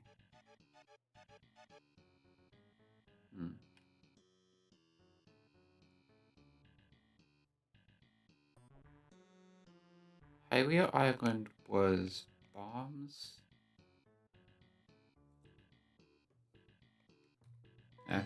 Start waiting around, see if anything comes to me. Because I'm pretty sure I need mitts to do anything else.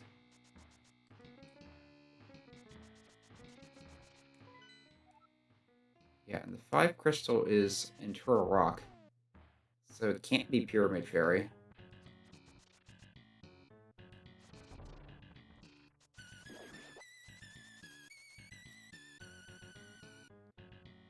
Pretty sure I cleared out Hyrule Castle completely. South Shore. Did Ice Rock Cave, did Mini Moldorm Cave, did Ajna.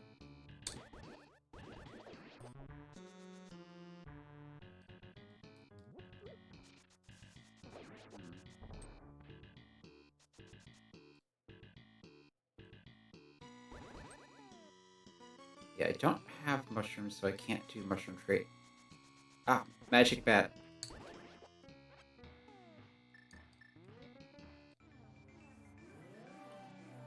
I have powder and hammer.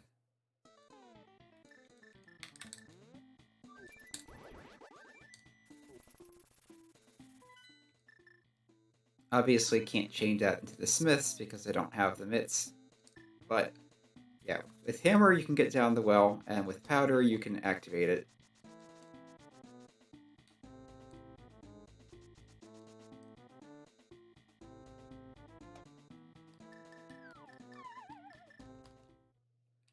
Okay, some bomb powder.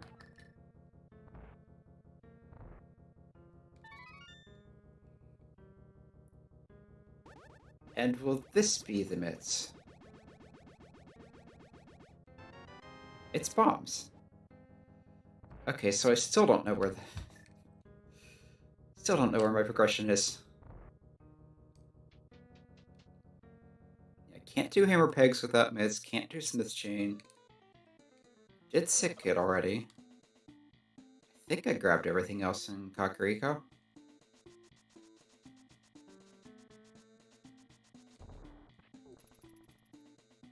I did do chicken head, right?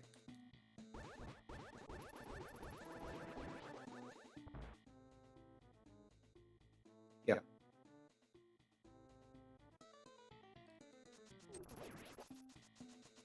What am I missing? I did save the spoil log, so if it comes to that, I can always check it if I'm really stuck, but I really don't want to. Can't do dig spot because no shovel. Already did the cave there. Yeah, can't do the mire checks because I don't have the gloves or mitts. Unless the logic for that's changed, but I doubt it.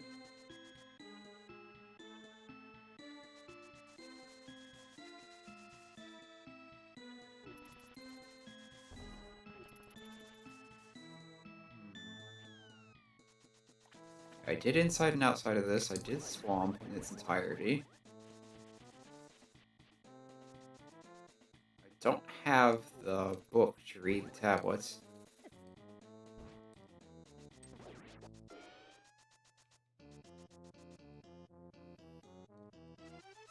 Don't have the book to get in desert. Already did that.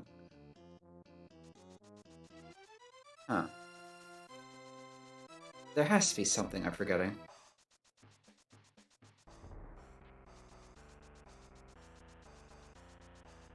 Guess you can enjoy the music anyway.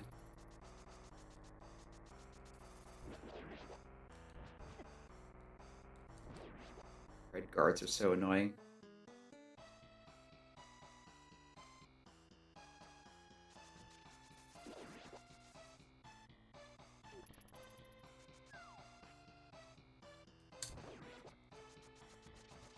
Is there anything else in BizHawk I'm forgetting?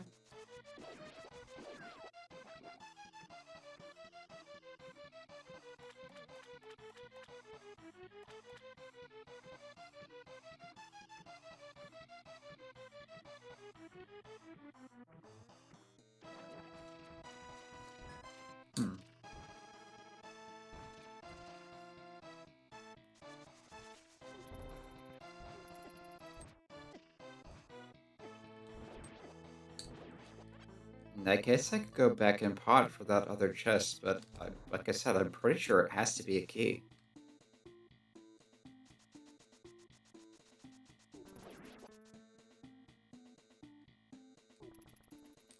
And I don't think I left anything behind in any other dungeon. And there were only so many overworld checks.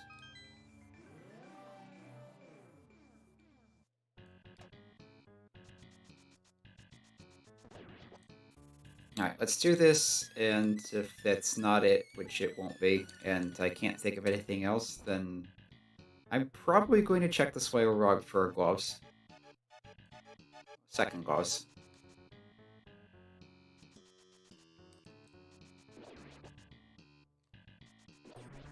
Right, because gloves, like various other items in Randomizer, are progressive. There are 2 glove items placed. The first one you get gives you the power gloves, the second one gives you the Titan's Mitt, and it doesn't matter which order.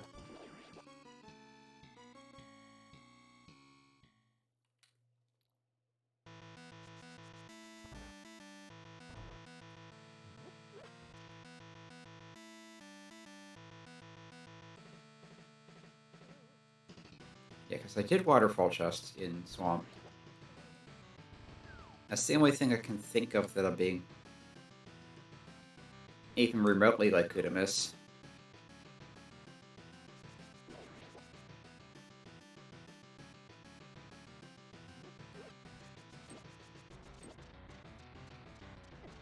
Yeah.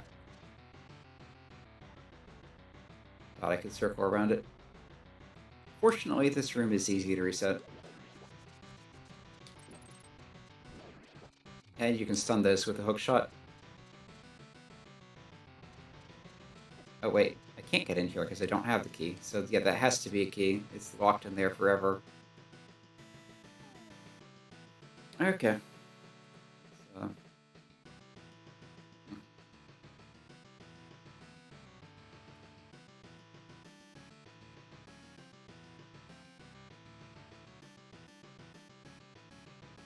where was it?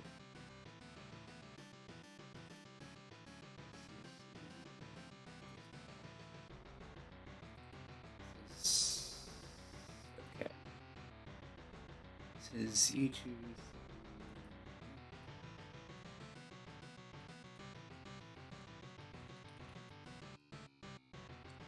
House of Darkness boss. Oh, of course. It's in the Swamp Palace big chest, which I forgot to go back for.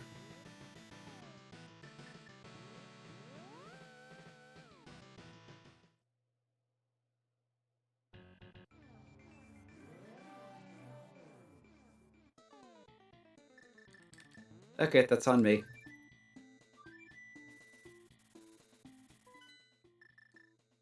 I even said while I was there I was going to go back for that, and then I didn't.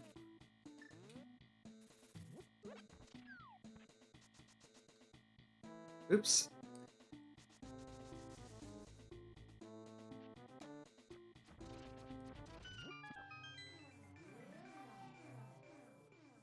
That sounded odd.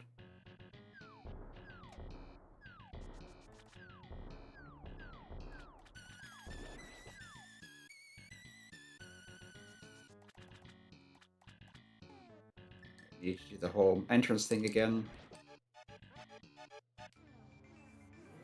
Because unless you're doing entrance randomizer, this resets when you leave the area.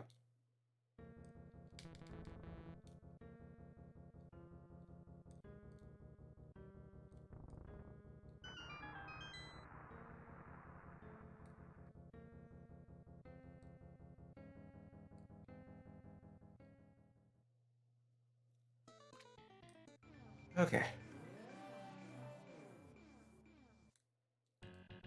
Feeling a little silly, but at least this will give me progression.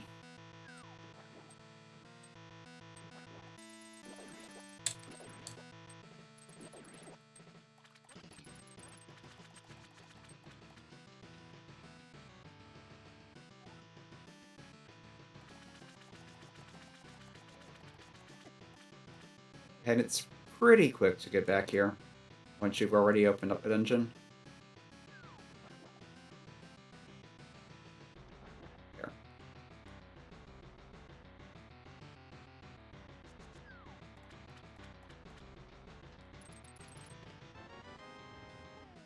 So yeah, it turns out the big Kia Swamp was required after all. Just not for Swamp.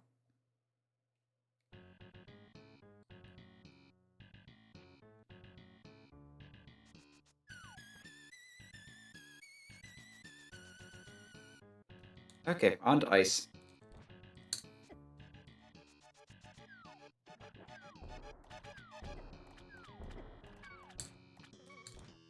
Maybe be a little more careful.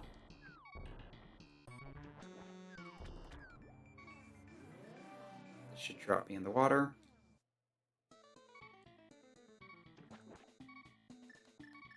And there are fairies in here, so I'll get some upgrades and grab those.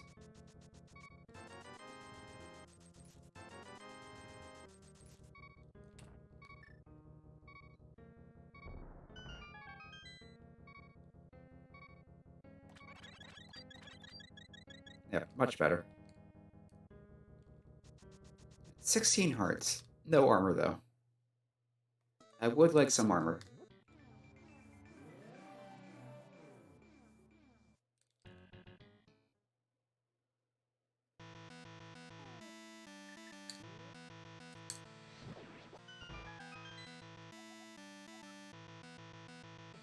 A unique item. Not necessarily important, but unique. Can't be the ice rod, though, because Trinex is still in Turtle Rock, and one of the crystals to open the Pyramid Fairy is in there. Unless, was there something unique in Waterfall Fairy? I forget.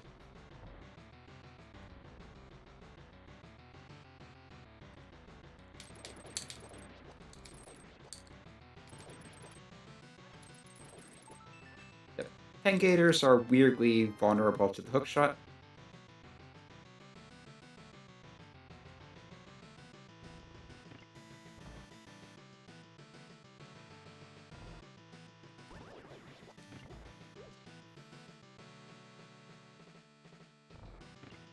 I probably don't even need to flip the switch with the key and the Samaria, but just in case. I forget how it actually works.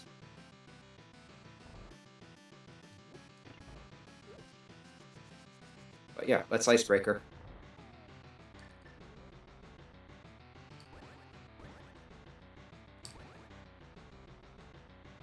That's the correct spot.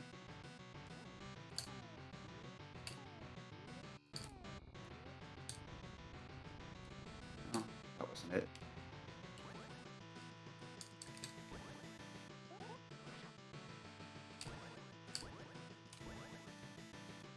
That's not it.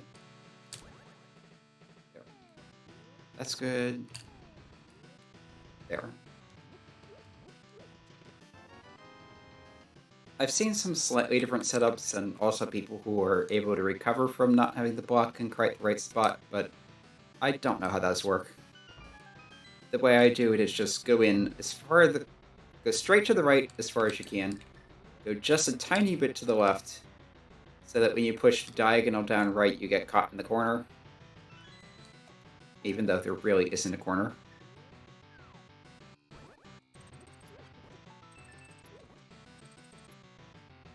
Drop the block, push it 1 pixel to the left, and then hold down.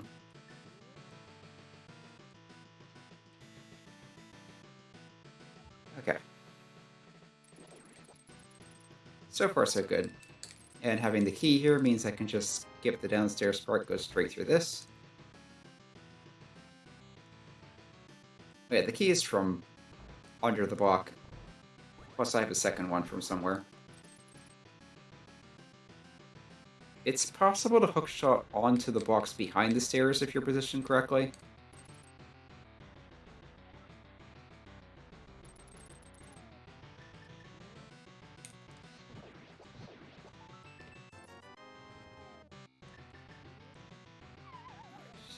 Down here. Use the weird hookshot trick to go through those.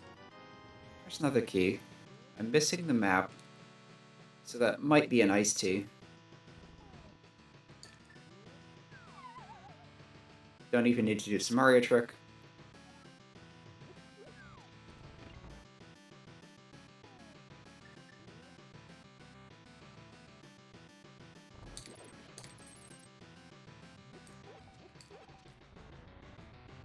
Come into the boss with plenty of magic.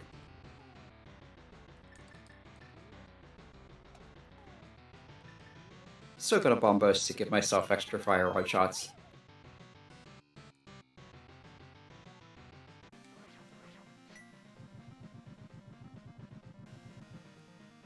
That melts right through the shell in one shot. Spamming fire rod is slightly faster, but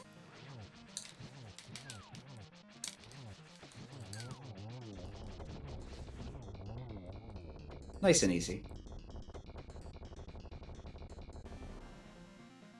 There's another bottle. That one appears to be empty. Yeah, let's go to Meyer. Not going to go into the dungeon itself at this point, but there are several overworld checks there that can do very quick and easy.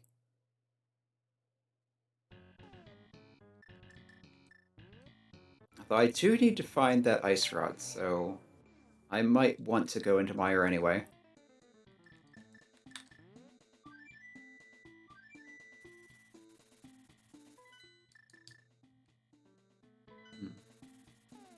We'll see.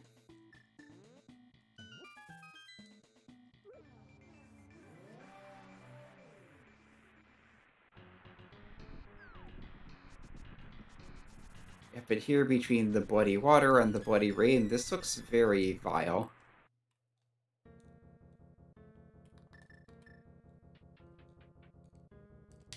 Here we can disappear the blocks. And that's nothing of value.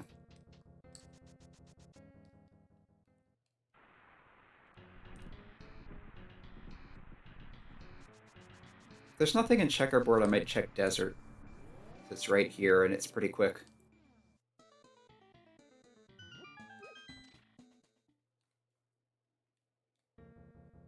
That's just a shield.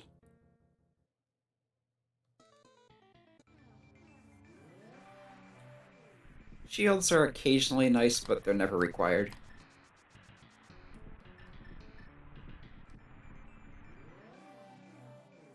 There's money down there, so I'm not going to bother. At this point, even 300 rupees is useless.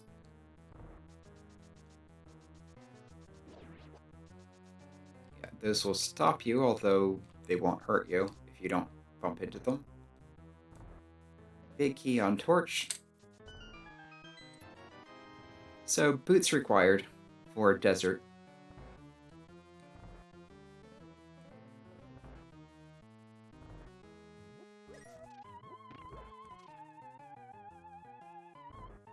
And here we have the key, which opens up the east side. Need to step on those again.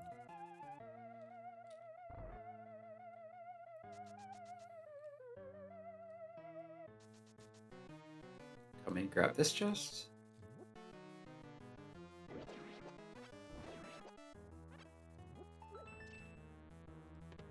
Shuffle.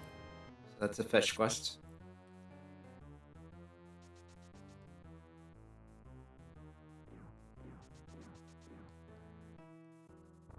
At this point, I'm just looking for the ice rod.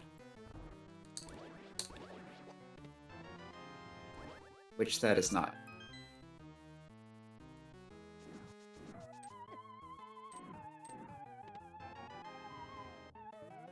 Okay, so there's something on the boss.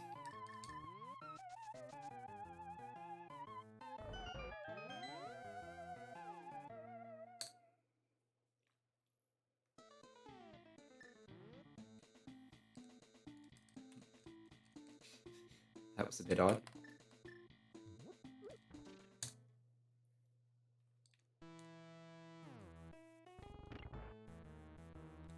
And of course this goes by much faster if you know where everything is. Dash turn, key dash.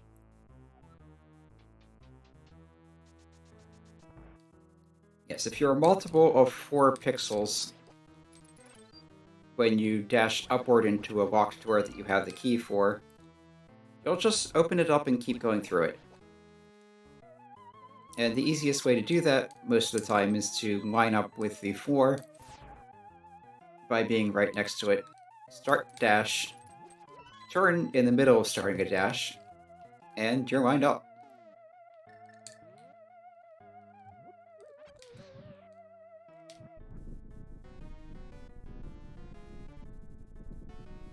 Don't need to fight that Igor at all.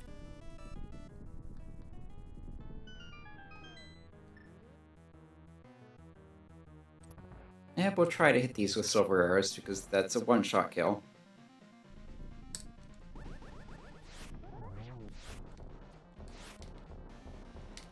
Need to work on my aim though. That one's good. That one's a miss.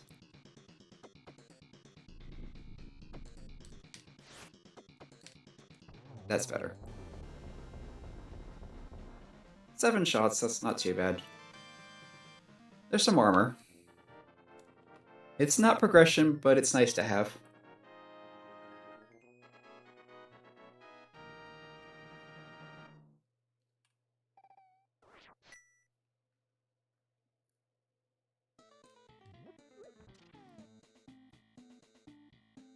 Yeah, I think I will check Meyer if I have the thing to open it. Obviously, if I don't, this is all moot.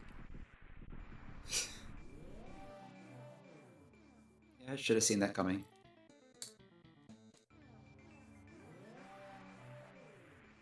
Okay. That's Quake. So if there's a useful item here, which is possible, then Quake is definitely required.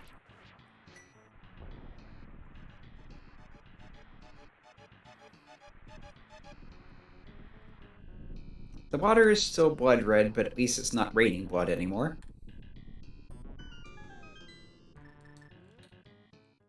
And the entryway here you can get through with either the hookshot or the boots. Hookshot's a little faster.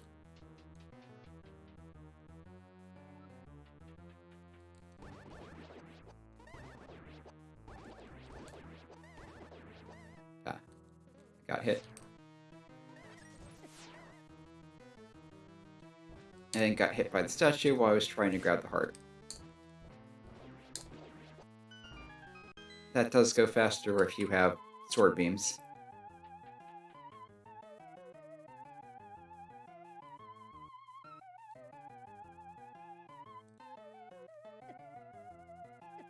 And getting hit by all those things. Not that big a deal, just slightly annoying. Okay, so first we'll check this chest.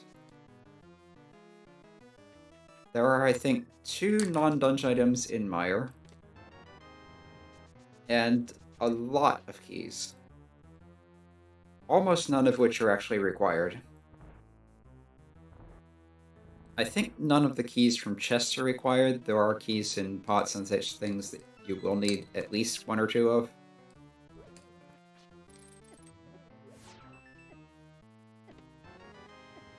Okay, that's useless.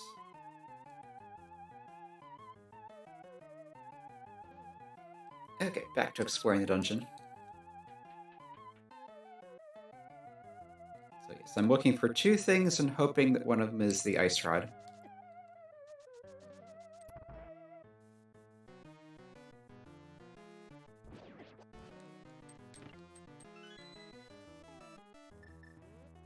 And while I'm here, let's powder a fairy.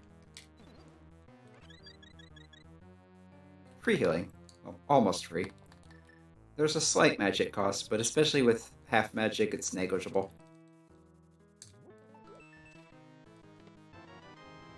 Okay, there's one of two items. It's not much of an item, but it is something that is not a dungeon item. Just need to find one more.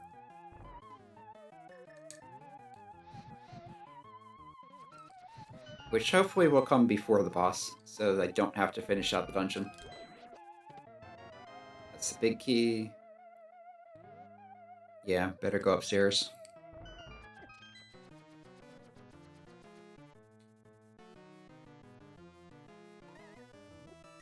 Because the thing could be in the big chest. Or the big key chest. Could also be in the big chest, but that's not what I was thinking of at the moment. Yep, and like the hook shot, fire rod shots will go through blocks that are being pushed. Which lets you shortcut that slightly. Though you still have to wait for the wall to slide back, and you can't even see the wall, so that makes it even worse. Let's see if the hit tile has anything interesting. Oh, that's not helpful at all.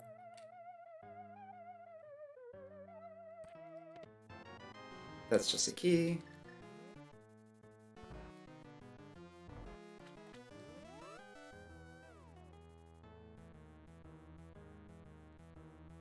Okay, there's still two more chests to check before the boss. Hopefully one of those is the other thing. And hopefully it's the ice rod, so this wasn't a waste of time.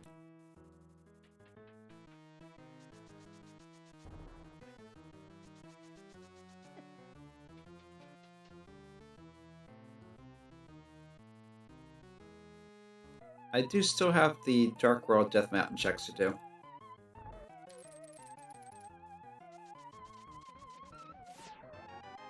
That's the compass. So there's still the map and something else. The map, so it's on the boss.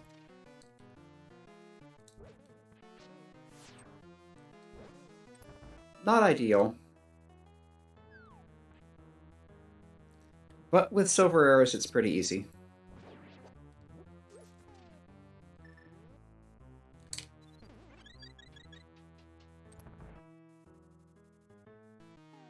Some Mario for the basement. I did not set up for spooky action. I think there's something you could do with some Mario block to get it to work when you're in the dungeon, but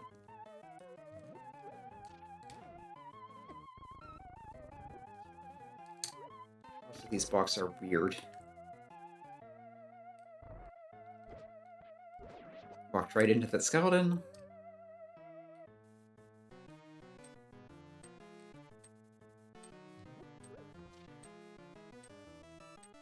Okay, and I believe you need to flip this. If you've been doing the dungeon normally. Yep.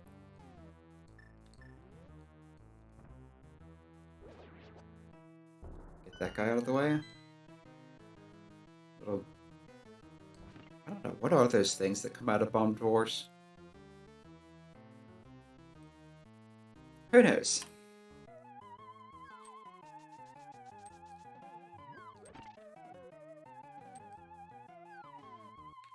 Okay, and I want my silvers for the boss.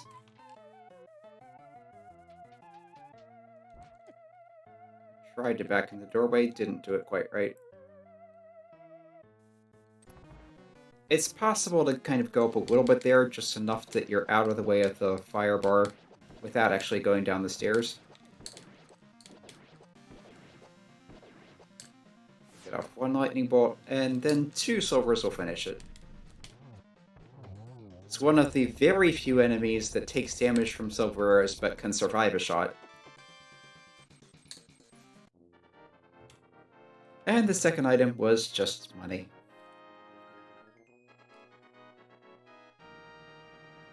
Alright, so onto the dig spot and then up the mountain if that's not something I can do anything with.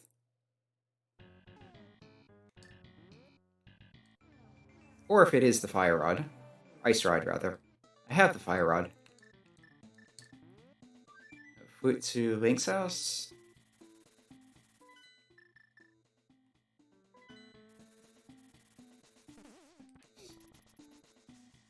And yeah, it's still possible to bounce off of bushes when you have a sword, if you're lined up improperly. So when 2 items share an inventory slot, if you have quick spot up on, you can use L and R together to swap between them. Or when you use L or R separately to cycle through items. There's the ice rod. Perfect. So wherever I got that, it was required. I think, was that in desert?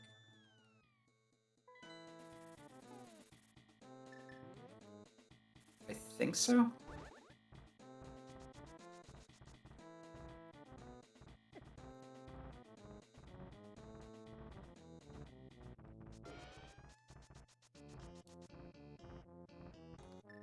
Okay, let's use this way. So I will need to use the portal on top of Turtle Rock to open it. Although, come to think of it, I don't know which medallion opens it, so if it's Ether, I need to go hunting for Ether.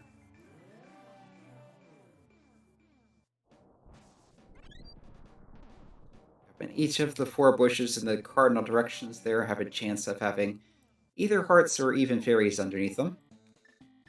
So if you're there and in need of some health, that's good to remember.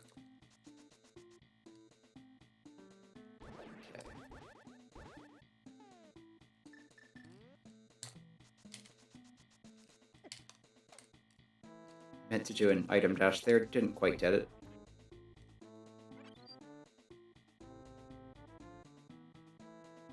Okay, moment of truth. Or something. Okay, hammer, hammer, hammer, portal. Is this Bombos or Quake? Okay, so it's a double Quake seed.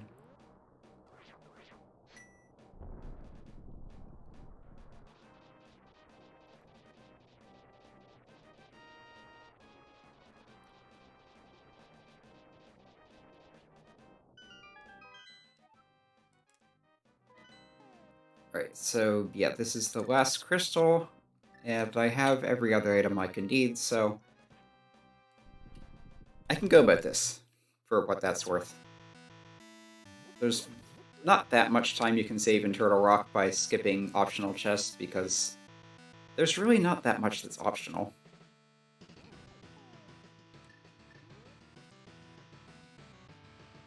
See, as I recall, it's slightly faster to go this way, mirror out, and then do the compass chest.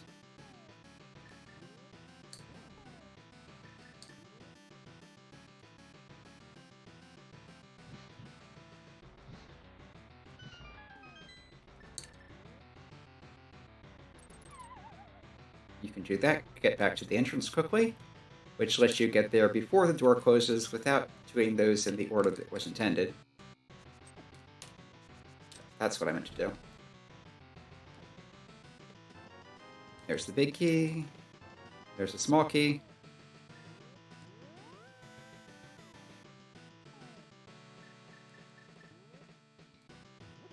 Because I mirrored, that's refilled.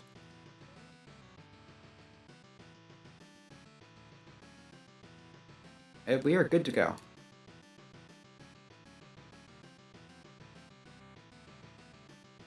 I can skip that chest in the front.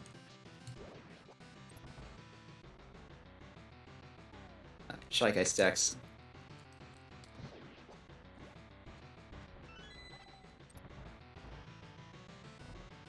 The chain chomps are block chomps.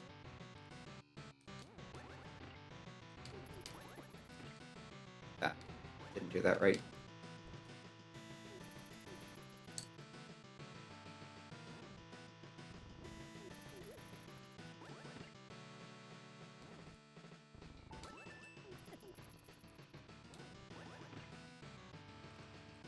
Okay, I'm trying to do some tricks here and they're not working.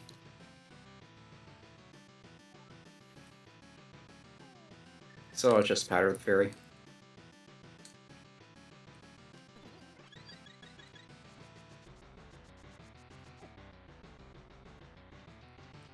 Yeah, what I meant to do was use the block to switch, or use the Samaria block to switch the crystal blocks while standing on it and pushing to get the invincibility to slip past the chain chomps to...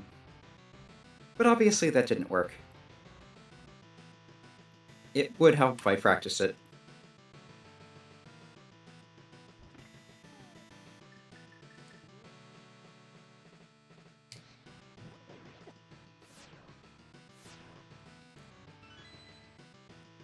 Okay, and I can skip off a chest.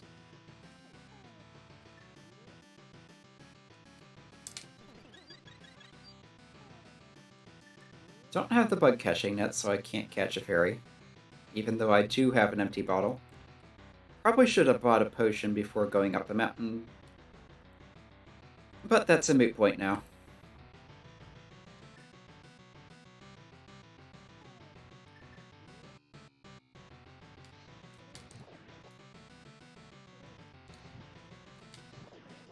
Some missing going on there. Right, I don't need to go outside. Rowers have become oversized Tootsie Rolls.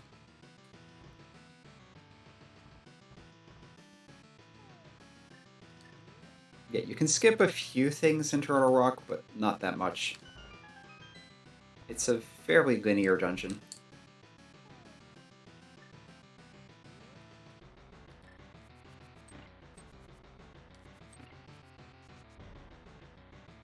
Though I might as well grab this since it's right here.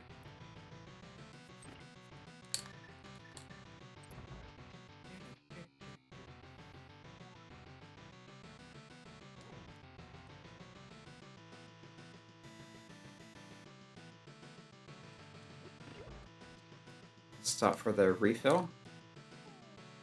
I can do that. Yes, you're invulnerable while the hookshot is out. So you can use it to pass right through things like that, and I messed up the timing there. Meant to wait a little bit longer, so I would miss that.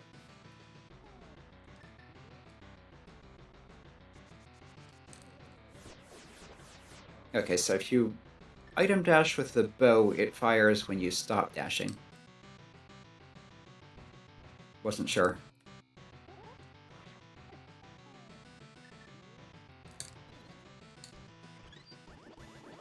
There.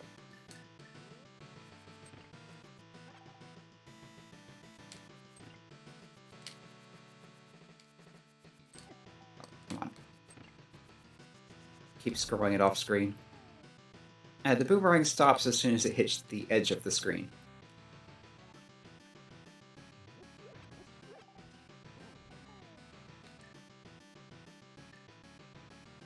Okay, yeah. We'll go for the firehead first.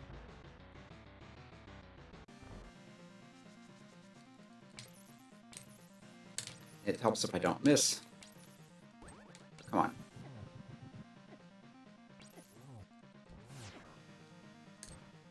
I'm doing a terrible job of this.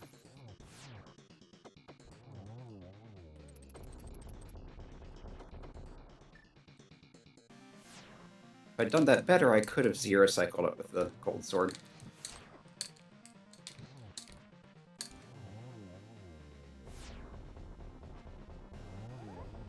From here, it should be cake.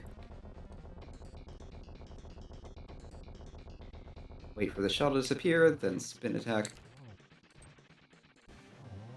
And there.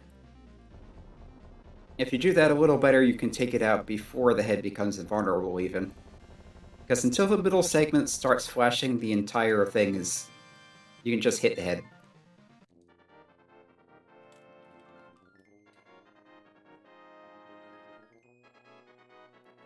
But yeah, now I can head to Cannon's Tower. I think I'll stop at Hookshot Cave along the way, just in case there's another armor. But I don't really need anything.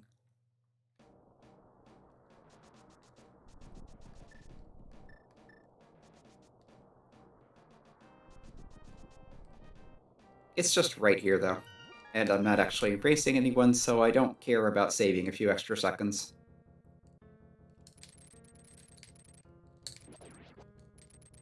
Okay. There's the third shield. Bombs. There's ether, so if ether had been required, it would have been not too hard to find. But yeah, nothing of importance there.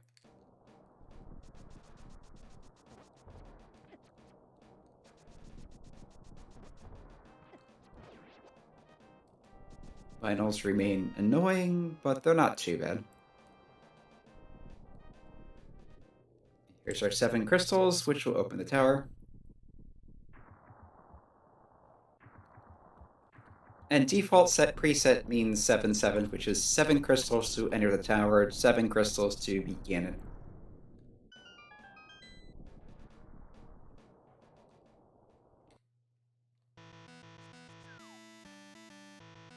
And now it's just a matter of finding the big key. So we'll start with what's called Hope Room. 2 chests right away. There's this small key I can use to continue to the right, so we'll do that.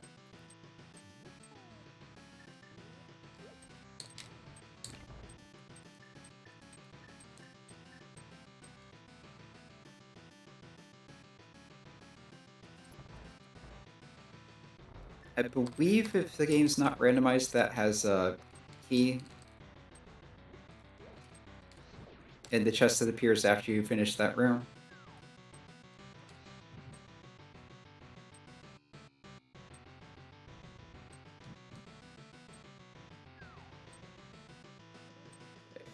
Fire that, fire that.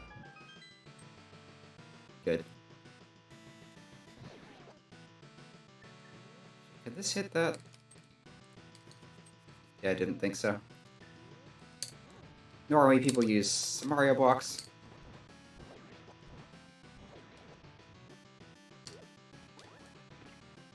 That way you don't even have to wait for it to go up the conveyor belt. Bombs, of course, work too. Fairy in a bottle. That's a nice safety to have. Okay, so nothing important there. Again, the fairy is nice, but you can do without.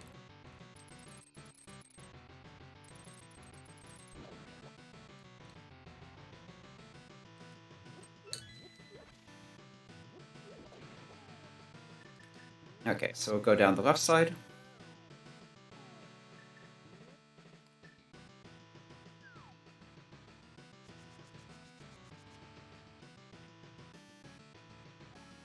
The torch has the mushroom. I'll take it. Not going to be needed.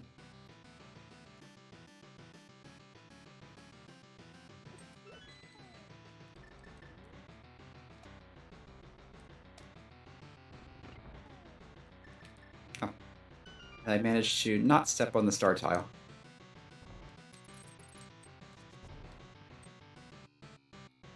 Another dash turn there. Compass. Arrows. Another key. And some money. Right, the red shield blocks fireballs, sometimes even at weird angles.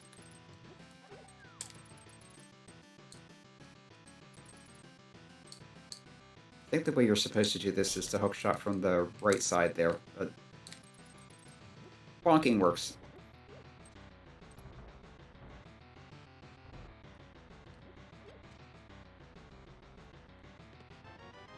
There's the bug net.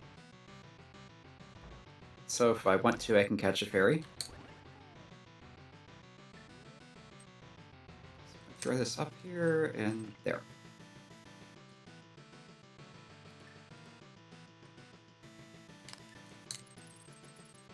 That's not quite how that works.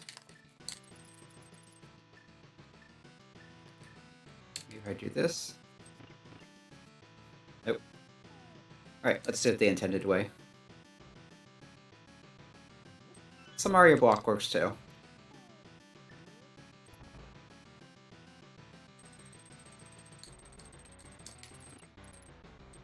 Use the invincibility frames to go past that. Come down here, we can bonk dash over that.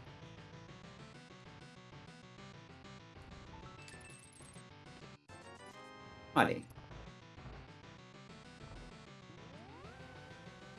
Alright, next up is Rando Room.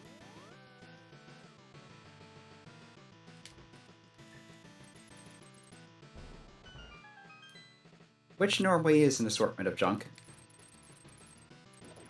But in Randomizer, it could be the big key or anything. Arrows. There's some health. I won't say no to that. Especially without red mail.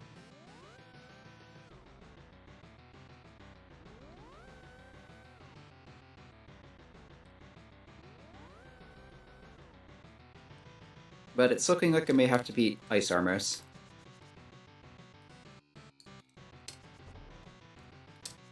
There. If you do that right, you can bonk over the teleporter and save a few seconds.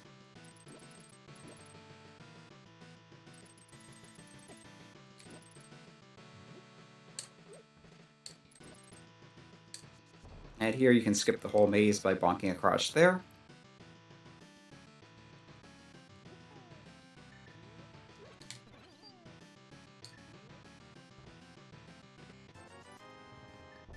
Yep, it's definitely an Ice Armors day.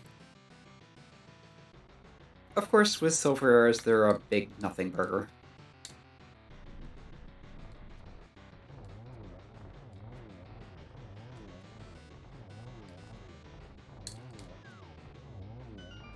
Nice and easy. Bombs. There's the big key. I think I'll get the big chest just for the heck of it.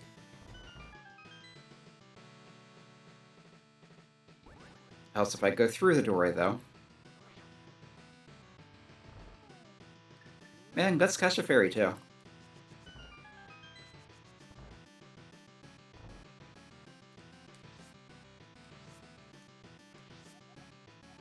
There.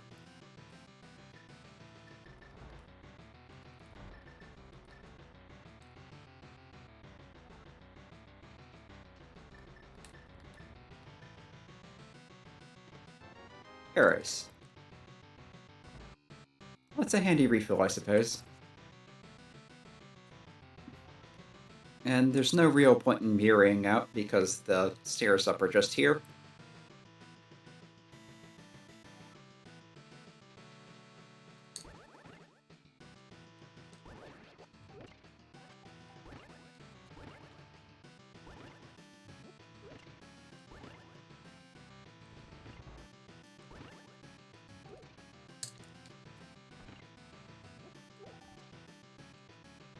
A lot of people will just go across the spikes there. It's probably less trouble in the long run. Oh.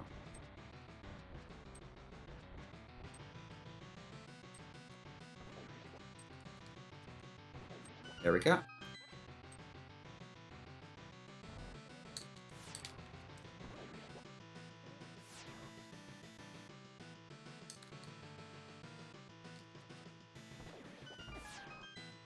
Not quite sure what I was trying to do there, but it worked. Line up and get the key dash.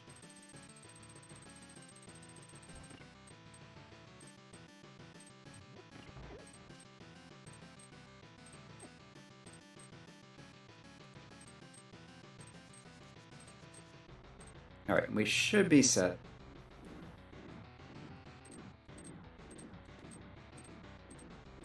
I could stop off there to resupply, but it shouldn't be an issue.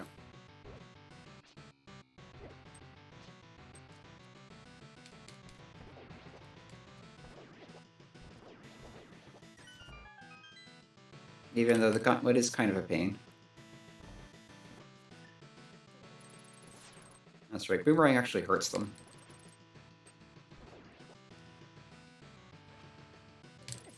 Not by much, but it does.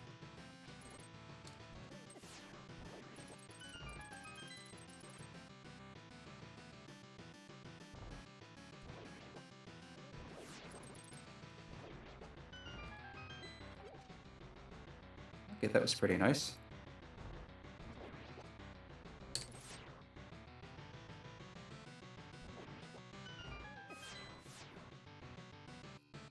And of course these rooms are a pain, as always.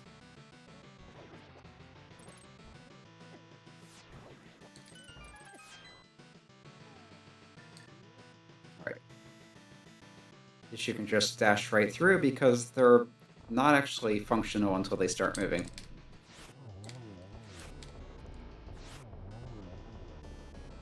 Alright, 2 down. And managed to get hit by the diagonal shot anyway. But still, that was a nice quick kill.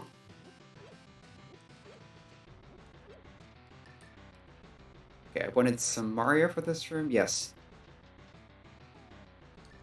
Because you can just do this. And they're all dead.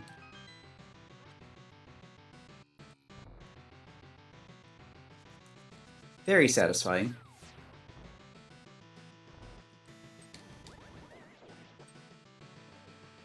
That's not quite what I was going for. That's not at all what I'd go for. But that'll do. You can just dash through, especially with the gold sword.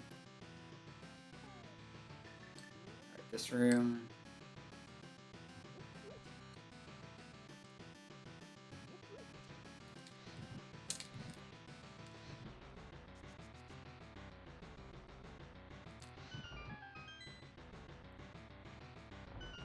Alright, get a quick refill here.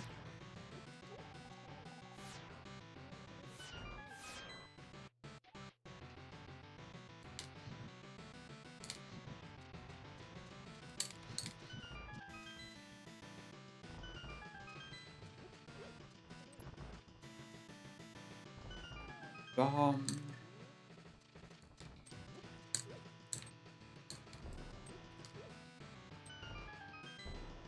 I think that's what you're supposed to do, but it's weirdly tricky to get the positioning just right.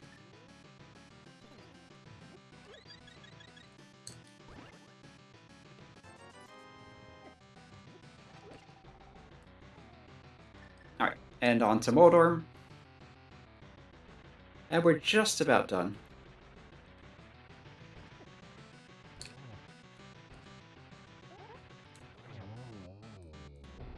With the gold sword, that's 2 hits. So kind of a joke. As long as you don't get knocked around. That's just 5 rupees.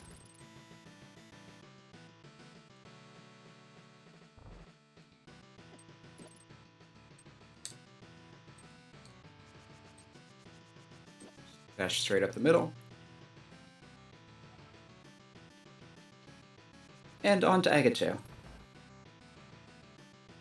Still looking like a weird, creepy wizard. I remember there being more bosses with replacement graphics.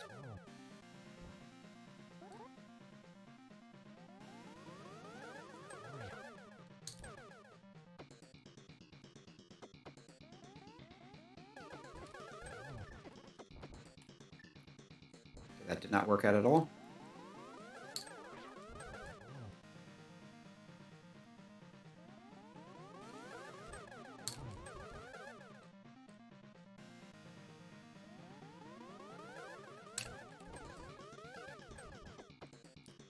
And they're all out of sync now.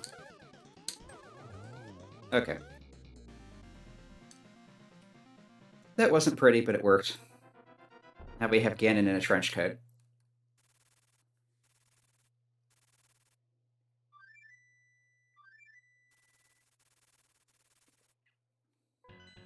So it looks like this was one of the more basic versions of the Halloween randomizer. There have been additions with more changes to the boss graphics, at least. There have been versions with weirder goal stuff. As I think I mentioned in the description, there was one year where you needed to collect, like, body parts from the bosses to make a potion to get into a special finishing dungeon. But it looks like this is just graphics and music replacement. Nothing fancy. Still fun.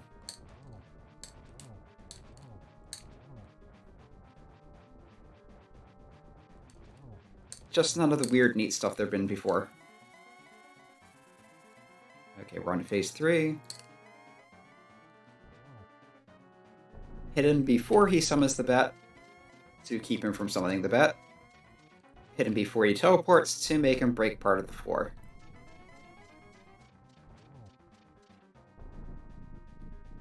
And one more 4-piece.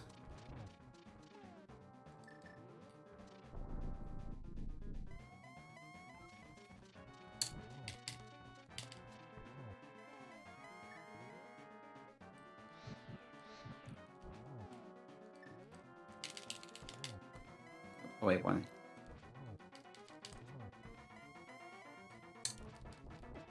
Didn't quite get that in time. Still, this should be in the bag. Wait for him to move. Really? Anyway, that's Ganon beaten. Not sure what happened to his yellow trench coat. I guess they only replaced the graphic when he pops out of Aghanim's rotting corpse. But, yeah. More or less 2.5 hours. And congratulations. Alright, it's the copy pasta.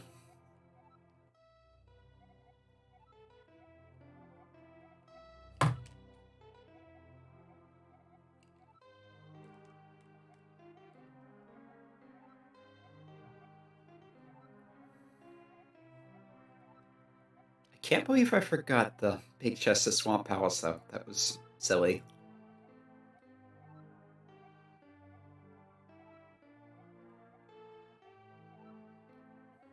Unless you didn't cheat, then congrats.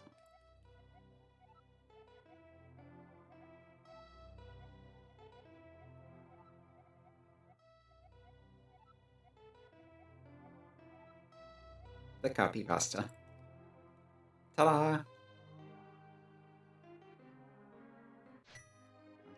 I think this has been the one part of the music that hasn't been replaced.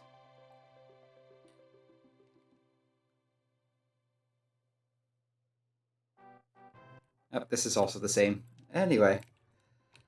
Yeah, this I expect to be the same as the regular randomizer credits, except that we have the Halloween-themed autumn stuff and replace graphics. Yeah. The leaves for autumn, Salmonella's homecoming. If you get salmonella from your Halloween candy, there's something wrong. That's normally only found in rotting meat stuff. I'm hoping you don't have meat in your candy. Maybe if you have, like, chocolate bacon.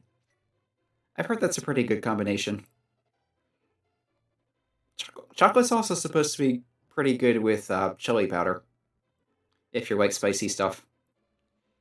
Fungus for life, so that would have been part piece or container. So again, not that big a deal. No loss having skipped that. Ice Cube Boy freezes again. Yes, that's where our ice rod was. In the Haunted Grove in the dig spot.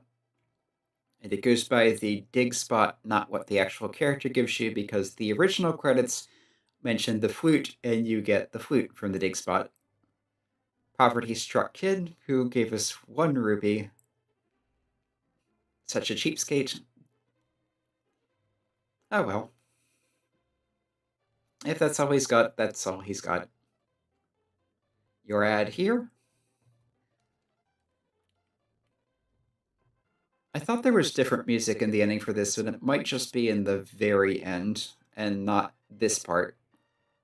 The broken heart sleeps again, so Master Sword Pedestal was just a piece of heart, and the pendants were useless, as is often the case in Randomizer. Okay, here we go. Different music.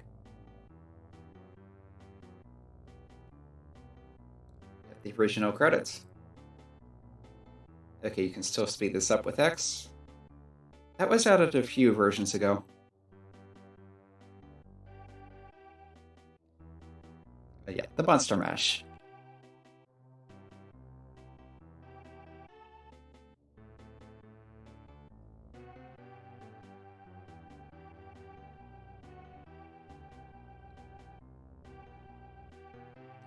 At some point I'm going to have to do an entrance randomizer. Your sprite by Maltese. So if you want to look up whatever that is, you can search by that name in the sprite list on the randomizer homepage. Yeah, first serve was nice and early, so was the mirror. Flutes also early. Boots pretty early. One boss with Fighter Sword, most with better swords, because got a lot of swords pretty early on. 58 bonks, 9 saves and quits. No deaths, no Fury revives. Nothing particularly difficult happened. Got a lot of health, a lot of safety pretty early on. Collected most of the stuff. Probably could have skipped half of that and been fine. Well, according to this, it's less than half an hour. I did start the stream before I started playing, so... yeah. Never did find the book.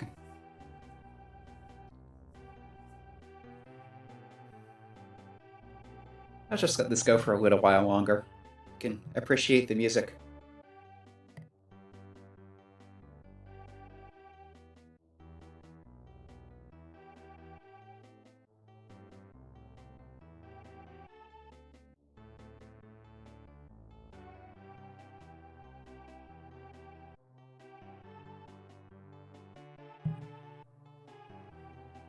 Well, in any case, since this seems to be a fairly ordinary Halloween tea with nothing special going on, there's no real point in doing another one for the stream, so next week I'll do something different. Haven't decided what yet.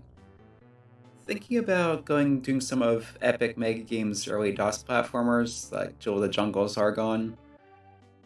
I'm not sure if I'll start that just yet. I do intend to eventually.